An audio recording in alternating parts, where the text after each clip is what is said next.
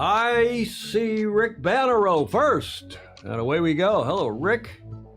In Connecticut, presumably. Ted Ryman on in Cape Town.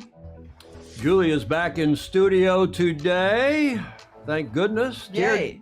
Tier de Jong in SoCal. Gordon Smith in Denmark, as usual. Welcome to the show, everybody. Going to be a good one. We are going to review what just happened in Barcelona and preview what already starts on Thursday as Chris Exley checks in from Salem, Mass. John Emmett says hi to the Fozy. Nice report from John, as usual. Alistair Murray is up and at him. Good morning, Fozy, and gale warning in Melbourne, so no sailing today, he said. There's Mark Holland, who's become a regular. Hi, Mark. Ed Worley as well. Almost always on here. Time is it in Sydney? 0601 in Sydney and Melbourne. In Oz. Welcome, everybody, to show number 739.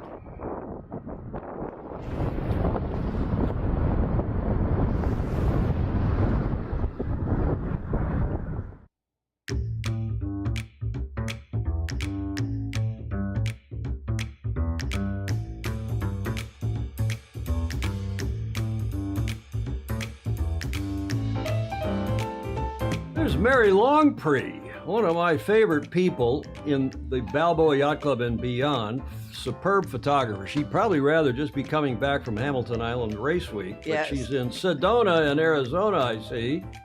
Grant Clapham, hello to you both from Noosa. Where is Noosa, Grant? Mary Jude Szymanski in Philly. Julia's back with us here with me in Studio B at the Beach Street Yacht Club as we get show 739 for Tuesday, 27th of August underway. Stingray says it's a pleasantly cool Seattle afternoon. I spoke with Stingray this morning, Julia. Fritz Mueller, it's sunny and hot in Miami, probably humid as well. As we get this one underway with my co-host and coordinating producer, Julia Vatican, back there at her desk. I'm your host, Tom Eamon. Welcome to the show. We are talking about this, fantastic win by Emirates Team New Zealand. Not exactly a surprise. And the question on everyone's minds is, have they already won AC 37? My take on that may be surprising to a few of you. Julia, what do you think? Have they already won? No, They haven't. Who do you think is the top team after all you've seen the last 4 days? I don't know, but I don't think it's automatic for the Kiwis. For the Kiwis. Do we allow mute switches in this discussion? Just asking for a friend. I don't know, Gordon Smith. We'll see. Alan Long. Hey, Al. All back in Ohio, which feels like Texas. Alan goes back and forth between Cleveland and Texas. Graham Sweeney, good evening from a misty Shetland. And everybody checking in, thank you all for joining us here for our show. As I said, for show number 737. That's not right. 739. 739. My graphics department failed.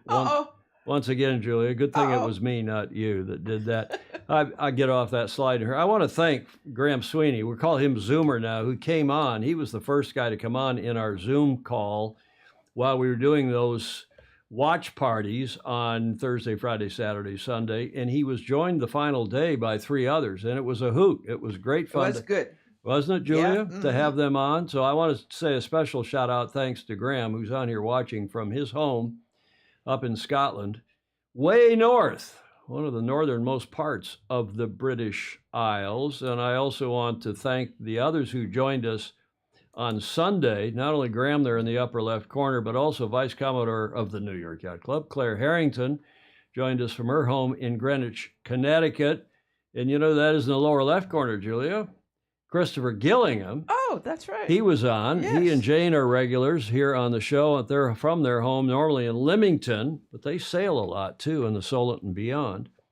And then Commodore Chris Otorowski, past Commodore of the Seattle Yacht Club and also past Commodore of the Cruising Club of America, longtime close friend with his American Magic hat on. He came on from aboard his yacht, Aphrodite, and that boat, it's a Swan 60-something, 5, I guess. Mm-hmm. and they're in Barcelona, he and Sean. What a well planned. So he said, well, if you come over, Tom, if I get over there, he said there's a setup where I can do the live stream aboard his yacht, and it's right close to the bar on his boat. Yes. Not that I'm drinking, but doesn't matter. You still might want to have a soda water or an iced coffee or something. But thanks to all of them. It was much appreciated that they came out. I think it was so popular, too. We'll probably do some more of that. While we're at it, David James is on. Is that an America One scarf, Julia? Yes, it is. Makes me feel happy. And America One was what?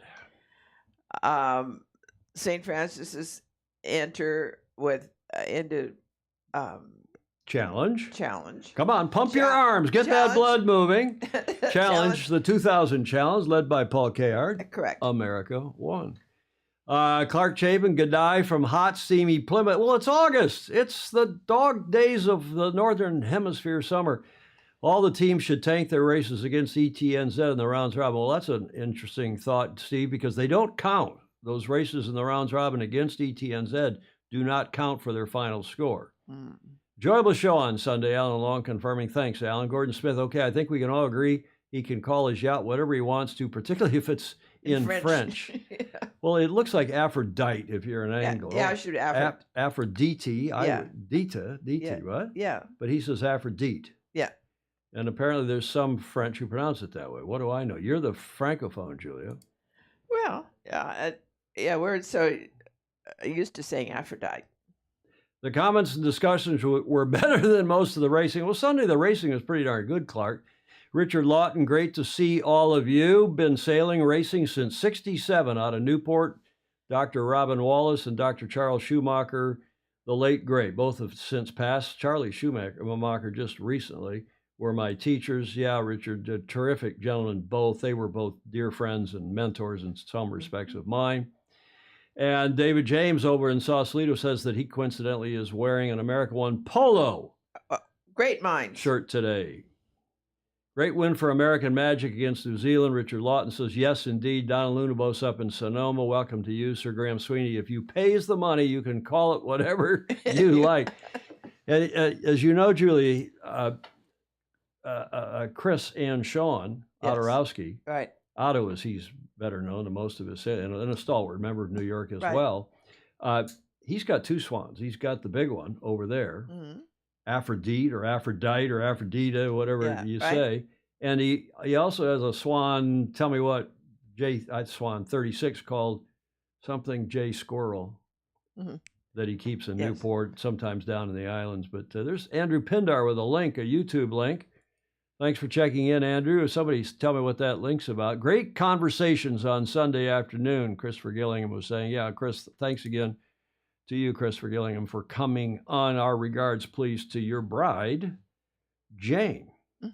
A little update here on this madness. The super yacht, the big Navi Perini Bayesian, Perini Navi, I should say, Rocket J Squirrel. Thank you, Ed Worley. That's the name of Chris Otterowski's boat. And this continuing saga is that boat remains on the bottom of the Mediterranean Sea off of Sicily. Yeah. Oh, yeah. Well, it's going to take them a long time to raise it, if they are, in fact, going to raise it. Rocket J Squirrel is the dinghy's name. The tender, is it Bullwinkle? I don't know. I don't know yet. We'll ask Otto that. Yeah. This boat, however, is after the sinking a week ago, 2 days ago. It's news all over the world because it's a British flagged vessel. It was designed by the Italian firm by Perini Navi. I don't know where it was built, probably also in Italy at Perini Navi's, but I'm not 100% sure. And the yacht captain who survived is being questioned in the deadly sinking. And there's a big segment on our Today Show, on the NBC's morning show here, which is that the number one show, Julia? Morning show, or what is it, CBS, NBC, or ABC? Depends on who you listen to, I think. Well, it depends who you like, too. Well, I always watch CBS. I watch CBS. You're pining for the days of Walter Cronkite. I am. late great New York Yacht Club member who was, the country relied on Uncle Walter to tell the truth, and he did. And he did. Unlike today's newscasters, some would say that about me, but we always strive to tell the truth here, and we will continue to do so. But the truth about this, nobody knows yet. And anybody that tells you, it's wild speculation or maybe educated guesses. But it is a strange situation. Let me back that up. I want to give you one more. This is one of the many, many news reports, and thanks to several of you who sent in various links, but I thought we'd go to the Kiwi, to 3 News in New Zealand, because the captain is a Kiwi, and there's a lot of chatter about it down in the land of the long white cloud. Mm-hmm. Almost a week after a super yacht sank off the coast of Italy with 2 New Zealanders on board, the Kiwi captain of the yacht is under investigation for manslaughter and shipwreck. 7 people were killed when the vessel capsized in a storm. Senior reporter Juliet Speedy is with us now live. Juliet, what's the latest on this? Well, Sam, being under investigation in Italy is slightly different to being under investigation here in New Zealand. Kiwi skipper James Cutfield has not been arrested, nor does this imply guilt, nor does it necessarily mean any charges will follow. But as the skipper of that vessel, he had the sole responsibility of that Bayesian super yacht and everyone on board under maritime law and under Italian law. This is a necessary step in doing things like the post-mortems of the 7 people that were killed, who you will remember included British tech billionaire Mike Lynch, his daughter Hannah, 4 of their friends, and the chef on the yacht. You'll also remember among the survivors was Christchurch woman lawyer living in UK, Ayla Ronald. Now, we understand that Cutfield has been asked to remain in Sicily and find a residence there, and also to instruct a lawyer, that he has already been spoken to twice at length by investigators, particularly around when and if they alerted the other people on the boat before escaping it during that storm. Now, this is still very much in the early stages of the investigation, given they haven't even retrieved the vessel yet. So it will be a while yet before we find out what and who, if anyone, is responsible for this tragedy. Okay, now Mihi, Juliet, thanks for the update. Okay, so again, there's wild speculation. Some people said it sank in 60 seconds. I see somebody here with a comment saying it took 16 minutes to sink. That's David James saying that. How did the guests not escape? Well, you have to wonder that. Of course, it's 4 something in the morning, right? And they're down below. And who knows, Julia? I know. Everybody's sound asleep, and it probably wasn't. But where's the captain? Why aren't they going around and getting it? Because a lot of people did get out and did make it into a raft that presumably auto-inflated when the boat did get into the water. However, it started to sink. The on-deck life raft would have cut loose and inflated and yada, yada. Yeah. So there's a lot of speculation. The captain was a Kiwi. He was probably using the wrong damn nav software, Stingray. We're going to get into that about the cup. We need to get her a Sail GP commentator. Okay. Remember Costa Concordia? Wasn't that an Italian captain? Double standards. Well, remember the Italians are under Napoleonic law.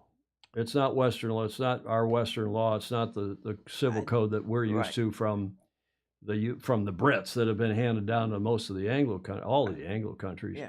So you are a bit more. This lady, I'm not sure she was 100% accurate. The investigation that goes on in a country like France or in Italy is when you are presumed guilty, and they think this guy is guilty of manslaughter. Hence, the prosecutors launch an investigation. I'm not a lawyer, and Gordon Smith or somebody else can probably explain this better than I, but it's fear, panic, and confusion. Clayton Embley is saying, who is a ship captain and deals with this kind of a concern of one of his boats sinking every day, and what would he do with the guests and so on. And I'm sure he's got it all very well planned out. Paul Homchick up above is saying, did I lose that comment? It's up, at the top. Named after Bayesian statistics. Yeah, which was instrumental in making him $11 billion. He sold a company to whom? To HP, and then Hewlett Packard, and then HP sued him here in a San Francisco court, and he was exonerated. He was found not guilty. This is fairly recently. Yeah. By the San Francisco court, and then this group was gathered to celebrate the exoneration in the court here in San Francisco. So there's a lot of implications, not the British, the Italians, the Kiwi captain, the courts here in San Francisco, and this, and on and on. So that's why it's getting so much press attention. And on our show, if it bleeds, it leads. The old line. Well, we don't look for disasters to lead this show with. But here, speaking of disasters, I am going to cover this one because this happened on Sunday up in Bristol, Rhode Island, just north of Newport, Rhode Island, up at the Harrisoff. There was a regatta up there, and the Classic 12s were racing. And do you know those two 12s? Hard to tell, the one on the left, but the green deck gives it away. That is Courageous on the left, and American Eagle coming into the bottom mark in fairly light air up there in the East Passage of Narragansett Bay, as I say, just off of Bristol. And watch this. Did Courageous have an overlap, or were they entitled to room? Should have they tried to take it, even if they were? They hit the mark. They T-boned, and it doesn't look from the video, I'll play it again, it doesn't look like that big a collision.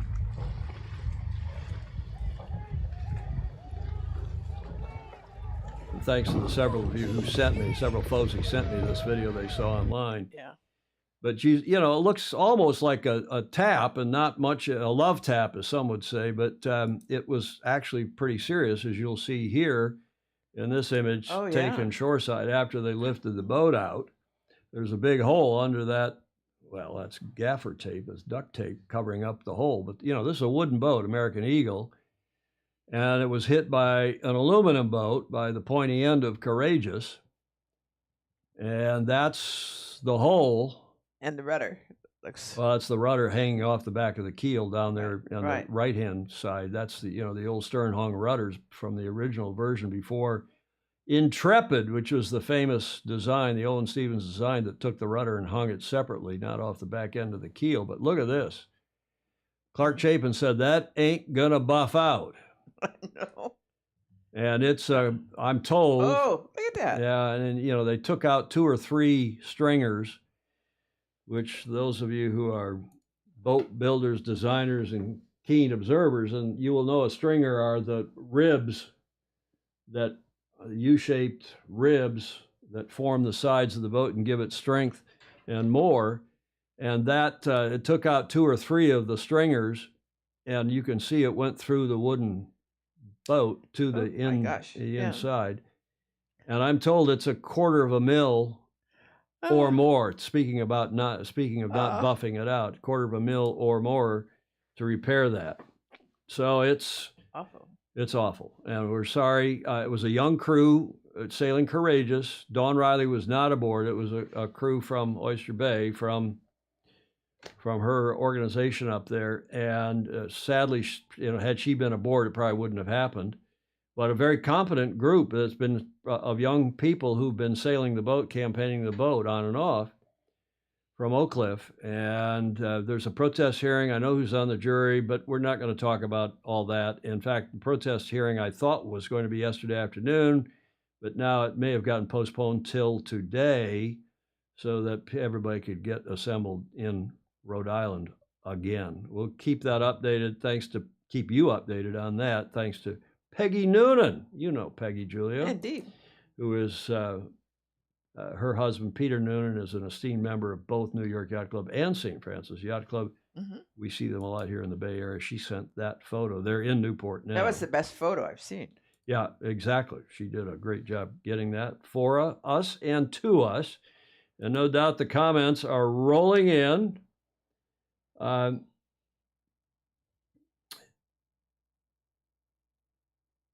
Napoleonic equals Roman law. Death from unnatural causes can be someone. This is Alex Hayworth. Must be someone's fault. Roman engineers of new bridges were made to sleep under them, etc., to prove they were okay. Yeah, that's courageous. Ed Worley knows the 12 scene better than most. That's what happens when you take bowmen out of the America's Cup. Well, there was probably a bow person up there. Mark Holland. Oh no, my babies. Well, in any event, rubbing is racing right now. Well, that's not the kind of rubbing they need in the Classic 12. And, they're piercing bows, pointy bows. Steve Adkins is pointing out, always leave a hole. Time to call the Gecko, the Geico Insurance Company here. Who knows who's insured it, but this is not going to be. What else? What else? Breaks my heart. Richard Lawton is saying, glad it wasn't off Castle Hill. Yeah, if it had been out in the lump and if they'd been going faster. Exactly. Hearts of Oak are our ships, Andrew Pindar is saying. The damage has to run. This is a good point by Fritz Mueller. The damage has to run 2 to 3 meters either side of the hole itself. At least a wooden boat can be repaired. Maura Stevens up in Nova Scotia saying, yes, of course, but so too can glass boats and aluminum boats and carbon boats. And they were lucky the damage was above the waterline. Otherwise, it could have been worse, said Worley saying. That was stupid sailing. The blood rushed to someone's head. There was no room and no reason to try to stuff it in there. Too much mass. They're not sailing lasers. J. Frederick Bland in Austin, Texas. Yep. That's Alan Long. Kids these days. Yeah. Well, I'm sure the kid is mortified. I'm sure the whole crew is. It's really sad. You saw American Eagle was having trouble with their kite. So they're rounding, and they still stuck it up like they were trying to close the door. And if you knew Courageous were coming in, you would have thought they'd opened the door up a bit. Right. And if Courageous thought the door was going to get closed, you would have thought they'd just taken the transom and protested, which would have been the prudent thing to do on their part. So we'll see how this comes out in the protest. We're not seeing everything. And that's a nice segue to the racing over in Barcelona, because Glenn Ashby was getting more and more stressed on commentary. He was one of the superb commentators for that show. We'll talk about that. About AC-75s getting too close. Everyone knows the consequences and a plague on all our houses when it happens. Yeah, imagine two of those boats going at 30 or 40 or more knots collide. Would not be pretty. Peter Blakely is up. Good morning, sir. He's changed his YouTube name, I think. Peter Blakely, morning from Australia. Good morning, sir. J. Frederick Bland, never, ever hit another boat, period. It's not worth it. And on that, we'll give J. Frederick Bland the final word on this sad situation in Bristol, Rhode Island. Yes. Julia, what are we celebrating today? Oh, I was afraid you were going to ask that. There is a clue beneath that lower third. Yes. Do you recognize, do any of the FOSI recognize that flag?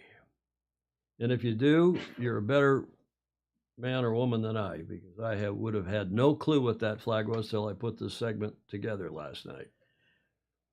And when I get to the punchline, you will never guess why I included this rather arcane holiday as our celebration today. Colombia, no, Fritz Mueller. That's a good guess. Or Venezuela, they have those colors in their flags, both. Liechtenstein, Steve Gruber's asking, seeing the coat of arms and the cow head, or the bull, I guess you'd call it. Liechtenstein, no. Everybody give up. We are celebrating today the Moldova. Oh, gosh, I would have not. Independence Day. Yeah. And that begs the question, Julie, do you have any idea where Moldova is? Can you guess? I'm thinking that it's in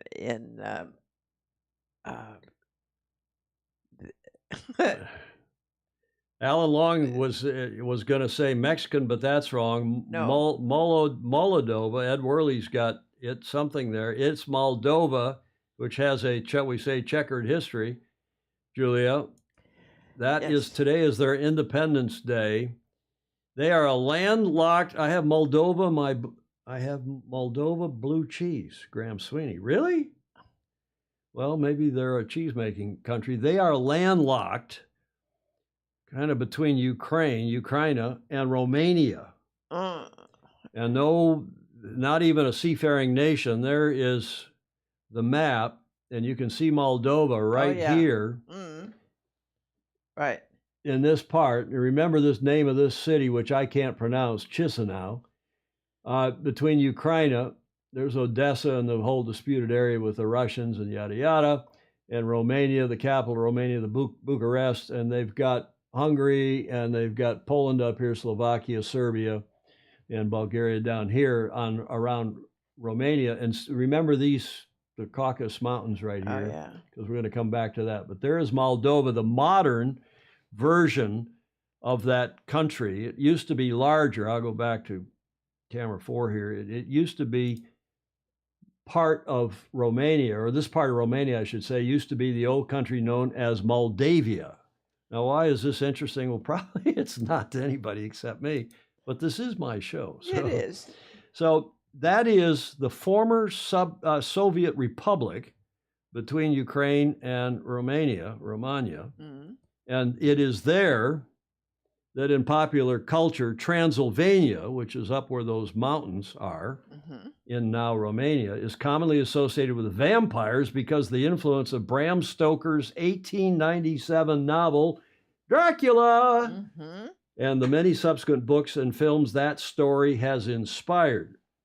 Many Transylvanian Saxons, meaning Germans who got down there, were furious with Vlad the Impaler for strengthening the borders of Wallachia, which interfered with their control of trade routes, and on and on and on. His extreme sadism and barbarity, which by a collection of credible historical accounts of diverse origins, most of which were non-Saxon, led to the industrial scale execution of over 100,000 people by impaling, hence Vlad the Impaler, some of whom were Saxons or Lower Germans.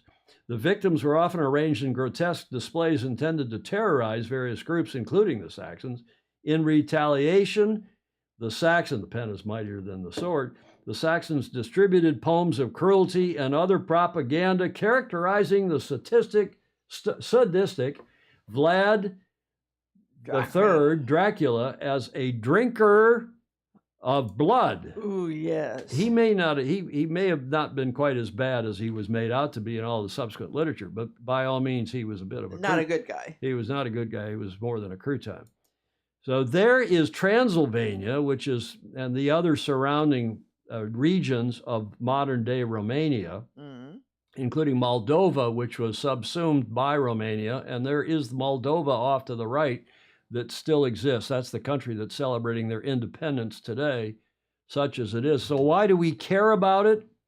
You're not going to believe this, Julia. I'm ready. You ready? Yeah, I'm ready. It's because of my late great mother's mother. Now, there is my dad, my 90, whatever he is, 2 years old, and my mom who just passed away. My mother's mother was from Moldova.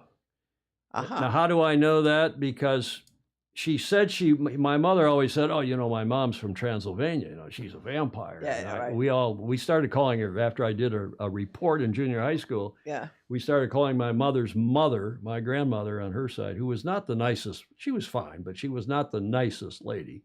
And we started calling her, for some reason, Vlad the Impaler. And she kind of liked that. No, she said.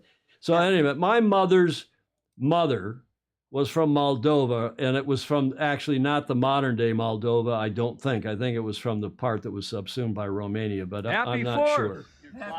This is from last year. Take 2 more steps back. Pardon? Yeah, 2 steps back. Say it again? Take 2 steps back. What would do if I did that? What would happen? Oh, bloody hell, I'd be in the lake. What a good idea. I think that would be wonderful. Dad, do you agree? No. Thank you. So that's my mother. Oh, yeah, take 2 steps back. I think that'd be a great idea. And my dad, who never agreed with my mother, they've been divorced or were divorced, I don't know, back in the 70s sometime, but they remained friends and, all got along, especially we had family reunions, as we did the 4th of July last year. That is 4th of July in 2023.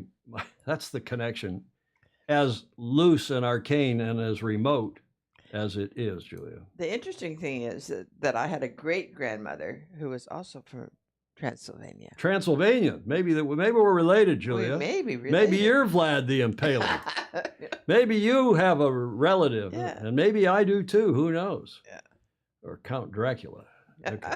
Half Norwegian, half Transylvanian. Who knows? That part of the world, or Romanian. Gypsy. Maybe we're both gypsies, Julia. I think that's probably right. That could be. Okay. I've always said that I was part just gypsy. Well, in any event, we are celebrating that strange Independence Day today. We're also celebrating all of you who contribute to this show. Thank you very much for your support. Those of you who are patrons, patreon.com/join/Sailing Illustrated. We are deeply, deeply appreciative. Here's a salute to Andrew Pindar, because he always has a good toast to Scarborough. Bram Stoker wrote Dracula in Whitby, just 15 miles north of Scarborough. There's so many connections. You learn so much from our super smart Fozy. Stingray, of course, he's got a cheeky comment. I think Stingray must be related to my mother. She was such a cheeky person. Always did suspect there was a touch of Vlad in Tom's bloodline. Incredible resemblance to you, Tom. Are you talking about my mom or Dracula or Vlad the Impaler? Mark Allen? No wonder you often say bloody. No, that's just because all my British friends all say that, as do you, Ted Ryman, who's a Brit. Yeah. Okay, enough of all that. Let's get on with our report about the Cup. And before we're going to do John's report, before we do all that, but our watch party, as a program note, I don't quite know what to do. Julia, you and I talked a little bit about it here before the show. I will do a watch party on Thursday. That's the opening day of the Louis Vuitton Cup round robin phase. Yeah. And that's this Thursday, the 29th of August. So I drag my sorry butt out of bed at 0400. I go to hair and makeup and come in here and push some buttons and get on the air. It's fairly easy to do once we get on the air. It's not a big deal. And actually, it's not a big deal to get to do it. And I figured, Julia, I'm going to come in here, sit in front of these bloody screens and watch it anyway. You might as well have company. I might as well have company. So I'm doing it because I'm a selfish, so-and-so. I might as well come on here and have some company with all of you. And we had a lot of people who watched. We had something like 1,000. Well, no, on the regular stream, we were streaming to YouTube, Facebook, all our normal channels. Yeah. Mm-hmm. And we had something like 1,000 impressions. That's a lot. And we had a bunch of views and with a bunch of comments. So I'll do Thursday's show, and then we'll kind of play it by ear from there. Maybe I'll do the first day of a series and the last day, because as I told you, I got up yesterday, after the show yesterday, I took a nap, and I got up and I was wrecked for the rest of the day. Yeah. And I was wrecked all day yesterday. I'm old. Yeah. I'm old. Yes. And I felt great today, so. We'll do a watch party, okay? This Thursday, the normal time, 1400 CET, which is 1200 UTC, 0500 PDT. Bring your own video. That seemed to work. I have adjusted the TV. I moved it left. So those of you who are trying to watch the stream that I had up on this screen on ESPN Plus, you'll see it a little bit better, but I don't want to get a copyright strike. So we will do it as we did the other day, all 4 of those days, early in our morning here on the West Coast. Okay, that's a program note. Let's get now to John Emmett and his super cool report today from the beach in Weymouth about, why walking is so important and good for us, which we should all be doing probably more of. Yes. In fact, the more and more I see about exercise and running and tell me what, if you just go outside, get some fresh air and some sun and vitamin D metabolization. Right. And walk. Walk. Get, you don't have to walk that far or that hard, but 10, 15, 20 minutes of walking. John confirms all that, plus his thoughts on the America's Cup that we've just been through via his regular report, the Coaching Corner, John Emmett from Great Britain. Hi, Tom, Julia, and all the Fozy. Welcome to John Emmett's Coaching Corner. So I thought it was definitely time to go for another walk and a talk, and there's at least 2 good reasons for this. The first, it's actually very good for your body and your spine, especially to have that walking. We're designed to walk rather than spend our life sedentary sat in chairs. And if you had a pretty physical day, actually that active recovery, which you might have on a so-called rest day, is actually far more productive if you do some very light exercise. And then I think the second thing, it's just good to get away from everything, to get away from, those blue screens, the phones, the laptops, the tablets. And yeah, admittedly, I probably spend far too much time there, especially when there's so much fantastic live sailing going on. That brings me neatly to the America's Cup. And the first thing that sadly I'm not surprised about is the amount of negativity we've had about this cup. And it almost reminds me of having a bad start. If you have a bad start in a race, you just need to get on with it and make the best of the situation, because maybe you're going to have to count that result in your series, and you never know until at the end of the regatta. So I get it, I really get it. People are not happy about the venue, they're not happy about the results, but we have the sailing and let's just enjoy it. I mean, it actually amazes me how many people will spend quite a lot of time going online to sit in front of a keyboard and type how they're not enjoying watching something. It seems very strange to me. If you really don't enjoy it, well, you know, vote with your feet, and who knows what's around the corner. For me, I've really enjoyed the America's Cup, and despite what I said on the last show about the results being fairly predictable at this stage, I think a lot of people have probably called it completely correctly. There have already been a couple of unexpected results, and especially as we get closer and closer, everybody is on a performance game, and it will be, you know, who makes the most improvement the quickest. Now the designs are locked in.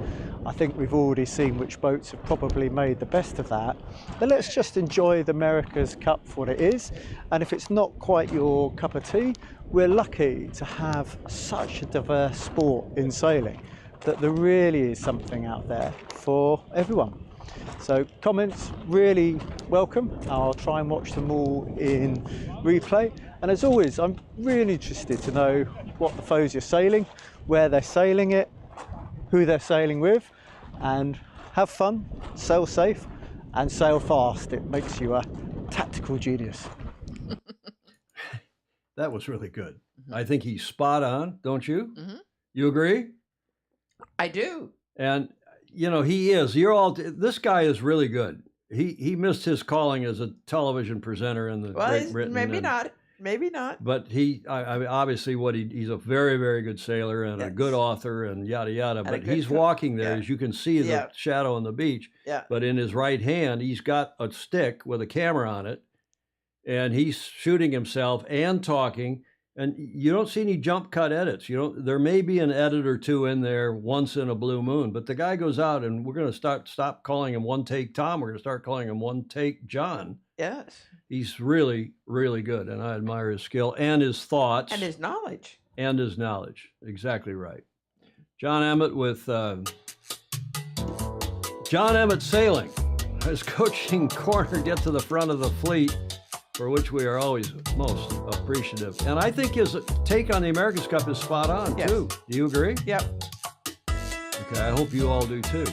John Emmett, Sailing. If you need a good coach, if you need a good commentator, if you need even an author for a book, go to John and get to the front of the fleet. You know, 20 minutes ago, we'd already had 100 comments, Julia. Yes. And we had something like, in our last show, the one with Luca Devoti, we had 360 something comments. Yeah.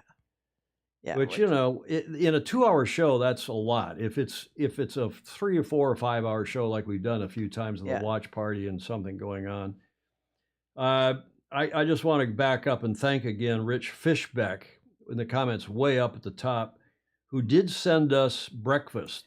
Oh, yes. I thanked him the next day on the next watch party, but he sent us a really delicious bagel, egg, bacon, and cheese sandwich. Yes. Showed up on the front stoop here at the Beach Street Yacht Club in front of our doors.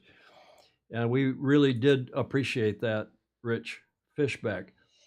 And the fact that he said it from almost in Alaska. He was in Alaska, aboard a ship. I don't know if it was his boat or somebody else's, but he was on a boat, exactly. Much appreciated. That is really impressive. And no, you don't need to do that, Rich. That won't get me out of bed.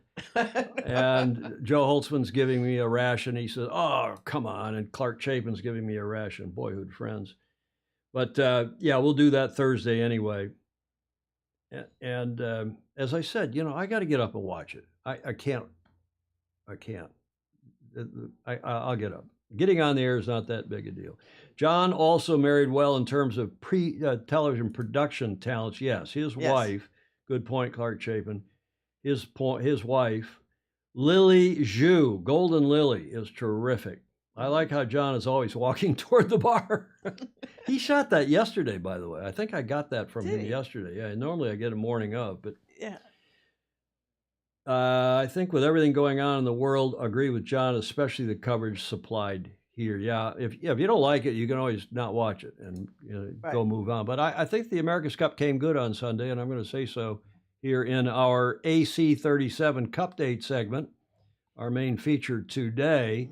Those of you who watched, whether here or on your own devices or whatever, wherever, however, will know that the Kiwis won 4 of their 5 matches, having been beaten by the Americans on Sunday. Now, did the Kiwis sandbag and let the Americans beat them? I don't think so. And I'm not, from everything I'm hearing and seeing, including from some experts there, I don't think it was a sandbag. In the finals, because you had the Kiwis against the Italians, both on 4. They lost a race early on to the Kiwis in the round robin. Then they were tied going into the final. So the top 2 boats moved into that one race winner-take-all final on Sunday. And of course, you all know that the Kiwis won. But that another match that day, there were several other matches that day that were interesting, I should say. There's also a controversy, there's a controversy about about the race management package, the software that the boats all have, which is one design software that the teams can't get into, that was supplied by guess who? Yes. The Kiwis. And Jimmy Spithell had something to say about that. We'll get to it in a moment. So that's how it shaped up on Sunday. It was by far the most interesting day. It was also by far the lightest day, 7-ish, 7-8, and lumpy because it was blowing out of the east. And it's more likely to be that way, huh? Yeah, and it's more likely to be that way, including later this week. Yeah. We got the weather forecast. And later, when the match happens in October, and as a couple of you have asserted, it looks like American Magic is actually moded, is tuned up for that condition. Right. Because they sure look good on Sunday. So we shall see going forward. But here is, I'm going to play this, a rather long video for what we normally do, but it's a 13-minute video by Matt Sheehan, Planet Sail, and it's the best wrap-up, the best summary video I have seen, so we're going to reprise it here.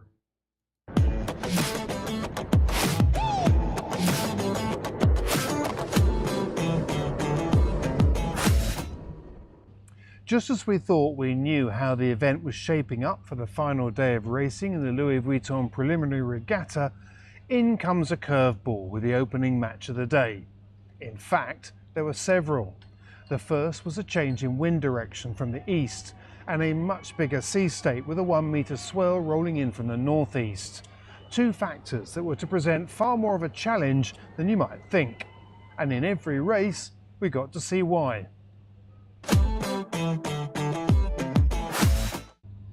This was another race that was defined by the start as the Americans pinned the Kiwis to windward, holding them up and eventually forcing them to tack off onto port. But American Magic went on to deliver an impressive match performance by not only covering the Kiwis, but by joining up the dots on a day when the weather was tricky to call. By the top mark, the Americans were 15 seconds ahead. By the bottom, 19 seconds. On the next lap, they stretched that even further to 35 at the top and 50 at the bottom. At this stage, it was difficult not to start thinking about whether the Kiwis had met their match. American Magic were the first to beat the favourites. But if you were watching the clock, you'd see that the Kiwis were also the only team in the event so far to haul back time. At the third windward gate, they were 30 seconds behind, and by the finish, 28. The Kiwis might have lost, but with this team, that means nothing. Paul, you must be very pleased with today's performance. Oh yeah, there's a team we're excited about today. Yesterday was a bit of a hit to not manage to race and to compete with the French, so we missed an opportunity for a race practice. But today everything went to plan. We got the boat set up really nice for these wavy conditions. It made it quite forgiving to sail and easy. The guys did such a good job of trimming the boat, which made it much easier for me and Tom to make the right calls and to put the boat in the right spot. Were you expecting to be able to beat them? I know that might sound like a daft question, but they've won every other race so far.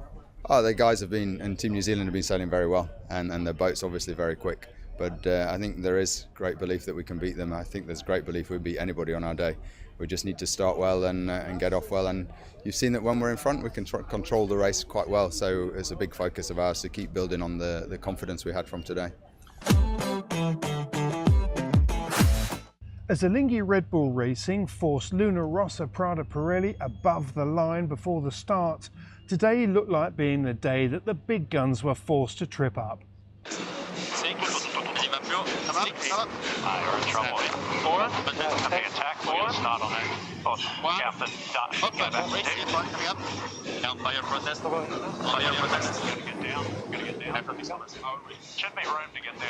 This is the umpires. Penalty Italy, restart penalty Italy. This was a very impressive start from the Swiss.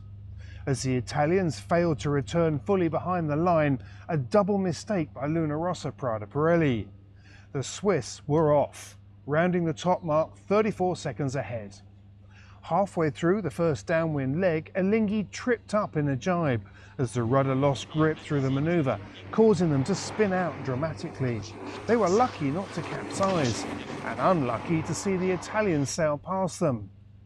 But then another mistake by Luna Rossa as they passed too close and got a penalty for not keeping clear as windward boat. The umpires forced them to get behind the Swiss once again. Even so, the Italians took the lead back by the bottom gate by just 8 seconds. This time they were not giving it back, and they didn't, winning by 46 seconds. But what a race. Let's start with that spin out you had. That was quite dramatic. Talk us through what happened there. Yeah, so the spin out on the first downwind was we ended up by losing the rudder, exiting the jibe. To be honest, from on board when that happened, I thought it was going to end up in a worse situation that actually it did. So I think hat off to Max that managed to get the boat back, let's say, stay upright. And then from there it was our race got a bit more tricky as Luna Rossa came back on us, and but we really tried to focus on trying to find let's say pacing lane. But I mean, Luna Rossa, they did a really good job just to blocking all the doors that we tried to open. But I think it was a massive learning today for us, and being able to sail against them and let's say execute the plan that we had this morning. Did the sea state play a part in that jibe? Was that what was making a relatively straightforward jibe? Is that what was making it harder, the big swell? Yes, today the conditions were quite different of last week, and we haven't seen that in Barcelona for a good month or more. And for sure the jibe were quite tricky, and let's say we'll have a flat water for this jibe, but I think we just it's either management or boat issue or something happened there. And I mean, as the boats are so technical, sometimes you have a little bug that has big consequence. It's easier said than done, but one of the first rules of match racing is if you're coming into the start box on port tack, don't be late. Orient Express racing team demonstrated why as they copped a penalty from the British in a port and starboard incident. This should have handed the start to Ineos, but an unforced error and poor timing at the start left them OCS. Meanwhile, the French cleared their penalty and delivered a great start, setting themselves up to lead around the top mark. But fluffing a jibe handed the lead back to Ineos. As the breeze dropped down to 7 knots whilst the sea state remained at 1 metre, keeping the boats on their foils was not easy, with plenty of opportunities to trip up. But in the end, the British kept their lead in a race that was shortened to 5 legs rather than 6. Dylan, let's start with the difficult question first. In that start, why were you so close to the line when you weren't being forced by anybody else? Yeah, I think it was a misjudgment on my part, but we were struggling to get down away from the line in sort of the difficult light conditions in those waves, and just a little misjudgment on how much space we needed on the tap back. That was, you're talking about when you were actually clearing a penalty? I'm sort of talking about when we were on port and we tacked round, we just went over the line at that point, and we were over at the start gun, which is just unfortunate, so just a misjudgment on timings. But before that you were still quite pressed up to the line, and the French were way off to the right hand side, so there wasn't anybody else in the box. I think some people might have been surprised to see you that close to the line when no one was forcing you up there. Yeah, so after we gave them a penalty, we sort of had planned to jibe back and go into sort of a traditional, start, but we didn't have enough wind to jibe at that point. It got really light and difficult. So with the big sea state sort of making it difficult to handle the boat, we elected to keep it simple and sort of look for a port start, headed out to the boundary, got some speed, tapped back, but with the smaller boundary on that side, we then were too early on port, and unfortunately we couldn't bear away because it was so light effectively, so we ended up a bit in no man's land, so it was a frustrating one. That's very interesting, because it sort of leads into the next question. It's easy, I guess, for us on the outside to underestimate just how hard the conditions were today with a light breeze and a big swell. Talk us through that. Yeah, the light breeze and big swell makes it quite difficult to control the yacht, and it's more that there's a lot more risk of sort of falling off the foils, and so I guess we took a little bit of risk off today in terms of not wanting to push things too hard, and so maybe in other days we would have pushed the jibe and that sort of thing, but the yachts are certainly, as you saw, people falling off the foils, losing rudders. It's hard work. It certainly looks it, but you must be pretty pleased overall that actually, despite those problems at the beginning, you pulled it back and extended your lead all through the race. Yeah, it felt like we sort of built momentum through the race and really started to take some good meters out of the French, and I think it's a nice finish for the regatta for us. Ultimately, there was a couple of races that we let go earlier in the week which were difficult, but this is all just practice for the round robin next week. And this is all quite new to you, relatively speaking. You enjoying it? Yeah, I'm absolutely loving it. Looks like it. Yeah, it's good fun. The pair in the final had already been decided. What wasn't certain was who'd come out on top. The Kiwis had been beaten by the Americans, and the conditions were getting really difficult as the breeze got light and patchy. We weren't expecting the Italians to get another penalty for passing too close either, but they did, handing the start to the Kiwis. Yeah, nice. Yeah, just you and the wall. Yeah, the wall. Yeah, with the wall. He hasn't got speed attack, so just got it still. This is the umpires. Penalty Italy. Penalty Italy. You must be kidding me. But this wasn't the end of the race, not by a long way. The margin between the two was never bigger than 22 seconds, and at the start of the last beat, just 6. The match race was back on. Head-to-head up the beat, and the penalty was dealt to Luna Rossa in a close tack. Another close call and another penalty. But despite the match staying tight through the top gate for the last time, the Kiwis went on to secure a comfortable win. Of the 4 days, this was clearly the most exciting across all the races. Is that because people are just building their confidence and getting more into it, or is that a sign of the different conditions that we had, the different sea state, the different wind conditions? I think a little bit of both. Like you say, I think people weren't quite on their A game on the pre-starts coming into this event, and I think everyone's learning really quickly, and everyone's sharpening up on that side of things. And then, like you say, the waves were a lot bigger today. The wind was still relatively light, we saw around 10 knots or so, making it really hard to sail the boat, really hard to do the flight control, the trimming, steering. It makes it, you have to be super accurate to get the most out of the boat, and little differences there, you can make a big difference on VMG. Yeah, really struggled to get our heads around the phasing of the breeze. It felt like we spent a lot of time on knocks and lulls today, so that made our life pretty hard, but really pleased with the way that we kind of kept fighting, got back into the first race a little bit, and then obviously managed to stay ahead in that last one. So yeah, we definitely got a lot wrong out there today, but to be able to walk away with a win, something we're really pleased with. You clocked up a lot of penalties today. Painful day for me, very painful day, and but it's been also a very positive day for the team. And I think we demonstrate that the boat is fast, that the team is strong, that we can come back from hard moments, and that's very important. I think it's a good positive day and a positive week overall for team team Luna Rossa Prada Pirelli. So yeah, I'm very proud with the team. I'm very proud with everybody. I'm a little bit less proud with myself, but room for improvement. Why do you say that? Well, because obviously I took a couple of risks today that were not necessary.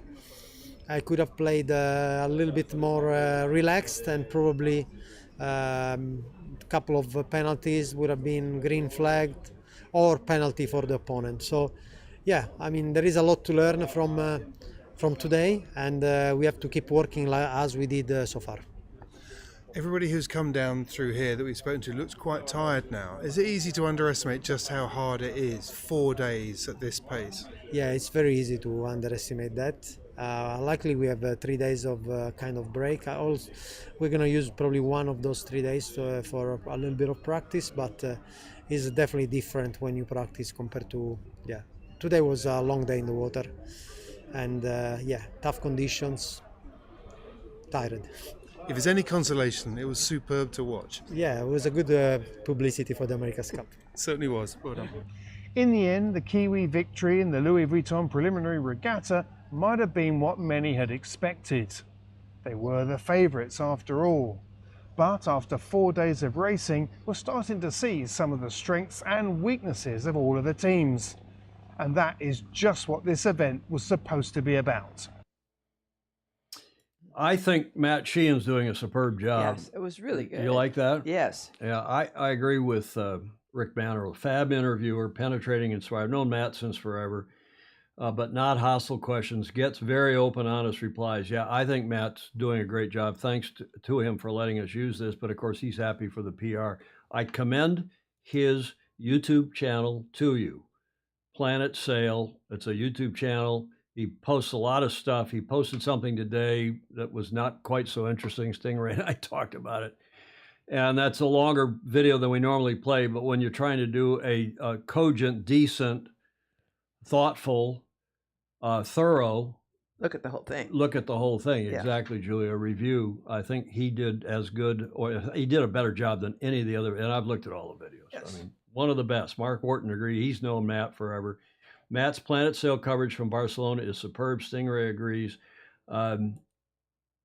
Great job, Matt. Sheehan, Alistair Murray is chiming in. I like his coverage, balanced and informative. Mm-hmm. Indeed. And I guess Chris Fury is saying it is windy in Melbourne. So Alistair said the same thing. I hope you all are surviving down there. Chris, welcome to you. So there was the final score of on a simpler chart, 4-4-3-2-1-1. Not exactly a surprise. I would have liked to have seen American Magic in second, but even if they had beat, I don't know, they beat the Kiwis, so that was probably the feather in their cap. Had they beaten the French and the Kiwis and lost to Prada, they still wouldn't have gone forward.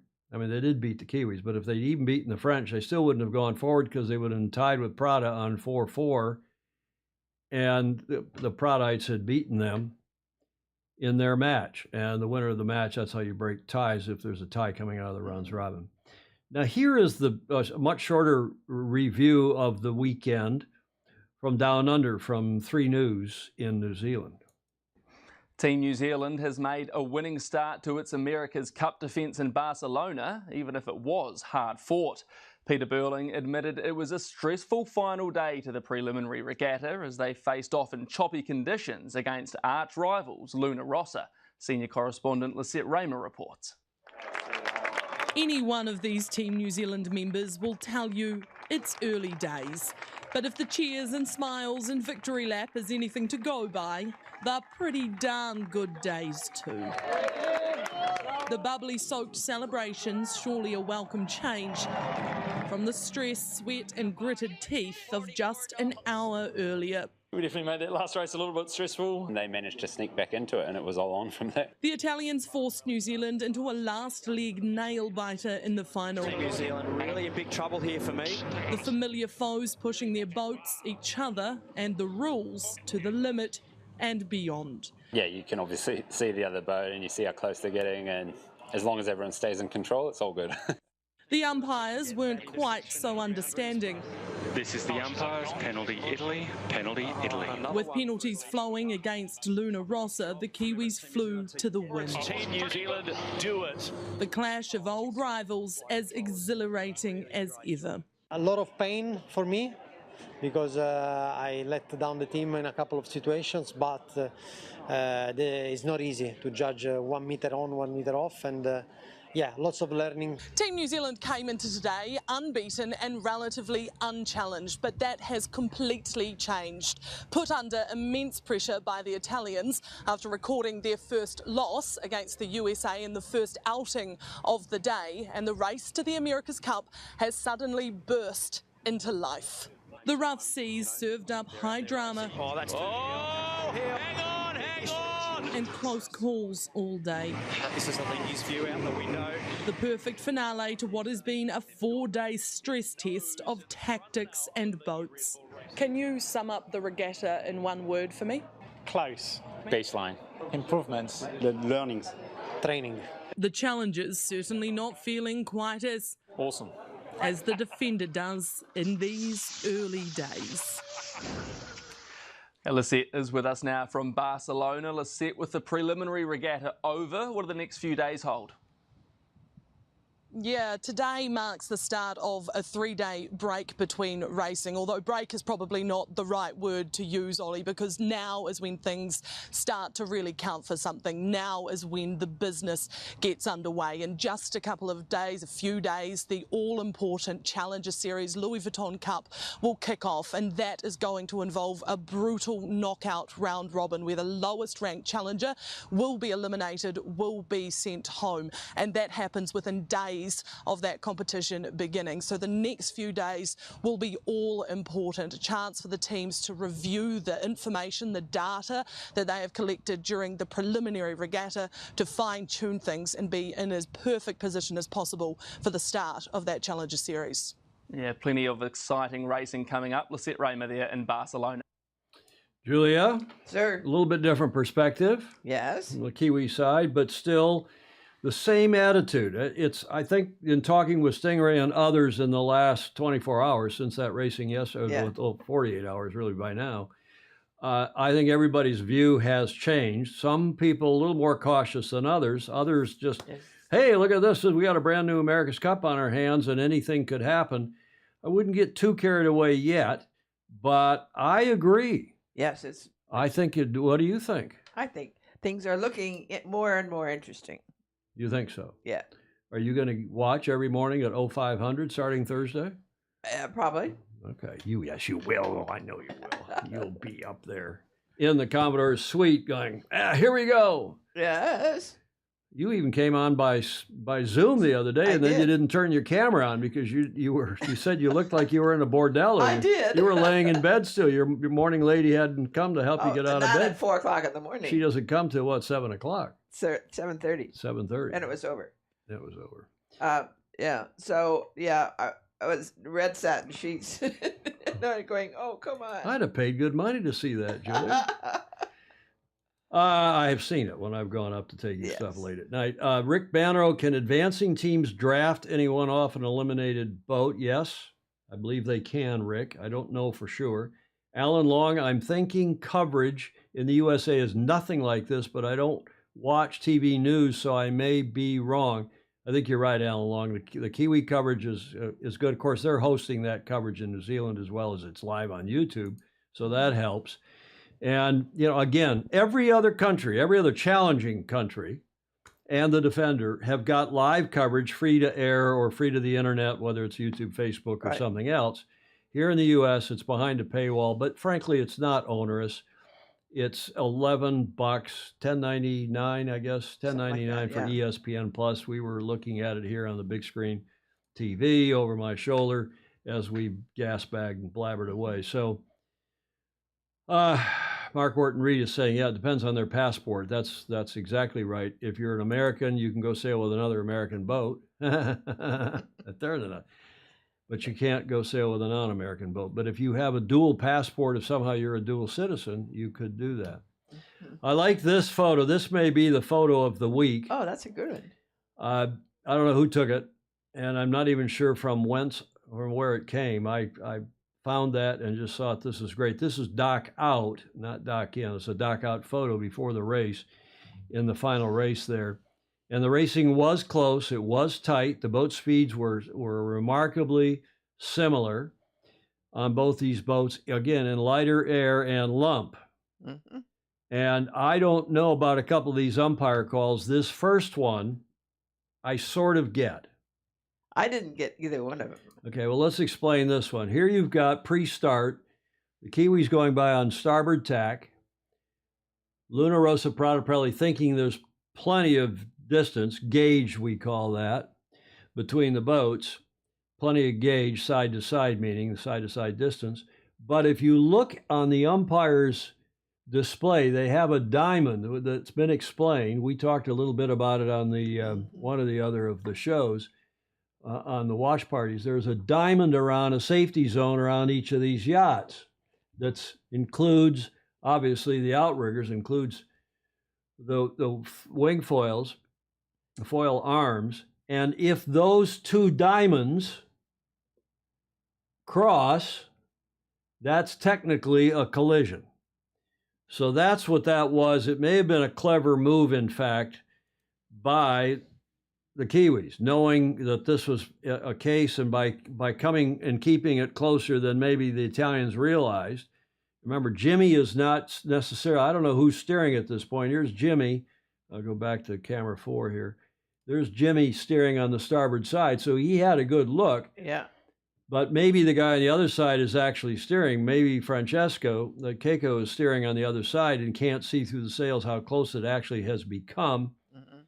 Regardless, it was a call, and probably the right call, against the Italians. Port starboard. I mean, a simple port starboard. The problem, Julie, and I'll come to you in a sec. The problem is there are rumors and more allegations that the software package that the teams have been given by the defender don't accurately display the starting line, display the diamond around the boats, hence the controversy. Over to you. No, I was just saying the diamond around the boats is understandable if you're just describing it, but it's hard to deal with that. They need to put it on the TV so you can see it. Yeah. Exactly. And I think they may have done so in the replay, so it may have become more obvious in the replay. I don't know for sure. They have those diamonds on their screens or data. They have diamonds on the screens, Mark, I think. I believe they do. They're supposed to, or at least they're supposed to have the option to switch to those diamonds. I'll find that out. I've got a text into, and I'm going to email him after the show today, to Richard Slater, the chief umpire, because that call I sort of understood and was not, I was surprised, but not once they explained it was the diamonds had collided. Yeah. A collision. Yeah. A literal, a figurative collision. But this is the one I really didn't understand. Now, what's happened in this case is the Kiwis have come along. The Pradites are on port tack, and the Kiwis have come along. Did I have this right? And they tacked, and the Kiwis tacked right in front of Luna Rossa Prata Pirelli. And as we were watching this on the live stream on our watch party, I said, that's tacking too close, and they're going to ping the Kiwis. Well, they didn't. So Richard Slater and his gang of umpires and they're in the booth, and they're watching this electronically, and okay, this is also warm up. This is practice for them too. And they must have felt, with all their different screens and their different representations graphically and otherwise, that the Kiwis had completed their tack before LRPP had to bear away to keep clear. Or LRPP could have even tacked to keep clear, that they may have felt. Regardless, these guys, the Italians, sailed to leeward because they're slow now. They've just come out of attack and they're slow, and these guys sailed to leeward. And again, I think the diamonds from the crossed, and these guys were penalized for not giving them room and opportunity, for coming from astern, becoming the leeward yacht, and not giving the windward yacht room and opportunity to keep clear. At least that would have been the call, the only call, I think, as an old judge and umpire and so on, the only call that to me would have made sense. As I say, I've not heard back from Richard Slater. I've not seen any other explanation of what happened. It looked to me like this was the wrong call. I don't know how the rest of you feel. I feel that I can't judge because I'm thinking about the boats and not their fins. Well, exactly. And you're not thinking about the so-called diamond. Now, Alex Hayworth, who's very, very bright and a very switched-on Fozy, says the tack was complete and the flat front of the Prada diamond hit the rear flat stern of ETNZ's diamond. Penalty. So he's saying that before they bore away to leeward, that the diamond in front, which extends out front a bit, hit the diamond astern of this boat. Oh. But you can say that, Alex, and that's probably, if you say it, I assume that it's true. But having said that, I just dropped my mouse on the floor. But and I switched the show with a mouse, so I better get that, Julie, or we'll have problems here. You'd think poorly of us, right? I would. So why don't you go ahead and say what you think? While I pick my mouse up off the floor. Yes. There we go. There we go. Again, you were saying. No, I just think it's difficult to say without the diamonds. I could have cut to the color bars too, and I picked that up, or I could have shown it from a line. Okay, we picked up the thing. In any event, I still think, Alex, that is too. If these guys end up so close that almost immediately their bow diamond hits the stern diamond of the boat ahead, they haven't completed the tack in time to give the other boat room to keep clear. It was so close. It was. Don't you think, Julia? Yeah, it looked really close without. I mean, it was almost breathtaking because I thought the Luna Rossa Prada Pirelli, the Italians, the Pradites, I call them, a lot of people do, they were going to go right up their wazoos. I mean, they're going to go right up the stern pipes of the stern or the exhaust pipes of that boat. They don't have exhaust pipes. The real question is, should the rules be like this? Bruni, Ainsley struggling in this digital world. Everyone should remember it's happening at 35 knots. Very, very difficult. I'm going to, exactly, Alex. Yeah. Exactly right. And I'm going to make that point later on. There's Chris Watts. Hi, Chris. Hard to get excited about boats that could be operated from your mother's basement remotely. Yeah, that's true too. But you have to, John Emmett says it was 100% the correct call. He's quite sure it was the correct call. I don't agree, John, as you know. I think, how can you tell? Well, he's watched it, and he's probably watched it in replay, and he's also very diplomatic and taking the side of the umpires because he thinks the umpires are rarely in error and never in doubt. Yes. Okay, so that's that, and we have some other pictures here. The prize giving was nice. There was a big crowd, as you would have seen in my cover photo. There was a nice crowd for that prize giving. Bravo Zulu to them. They deserve to win. Whether they're going to be as good as we thought in the initial stages going forward, I'll have some thoughts on that in a moment. Now let's look at another Kiwi reporter, his summary of the event, where he is also kind of taken aback. This is the veteran Todd Nile, Radio New Zealand, and also reporting for Stuff right after the day's racing on Sunday. The final day of the Louis Vuitton preliminary regatta. Throw away everything that we've said about who's doing what so far. This was a day like no other in the competition. Let's start with the final race.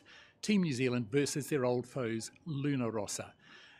In the start box, Luna Rossa were penalised for passing by too close to Team New Zealand. That would normally have been perhaps the end of that. They'd have to fall. They fell back 75 metres in the first leg.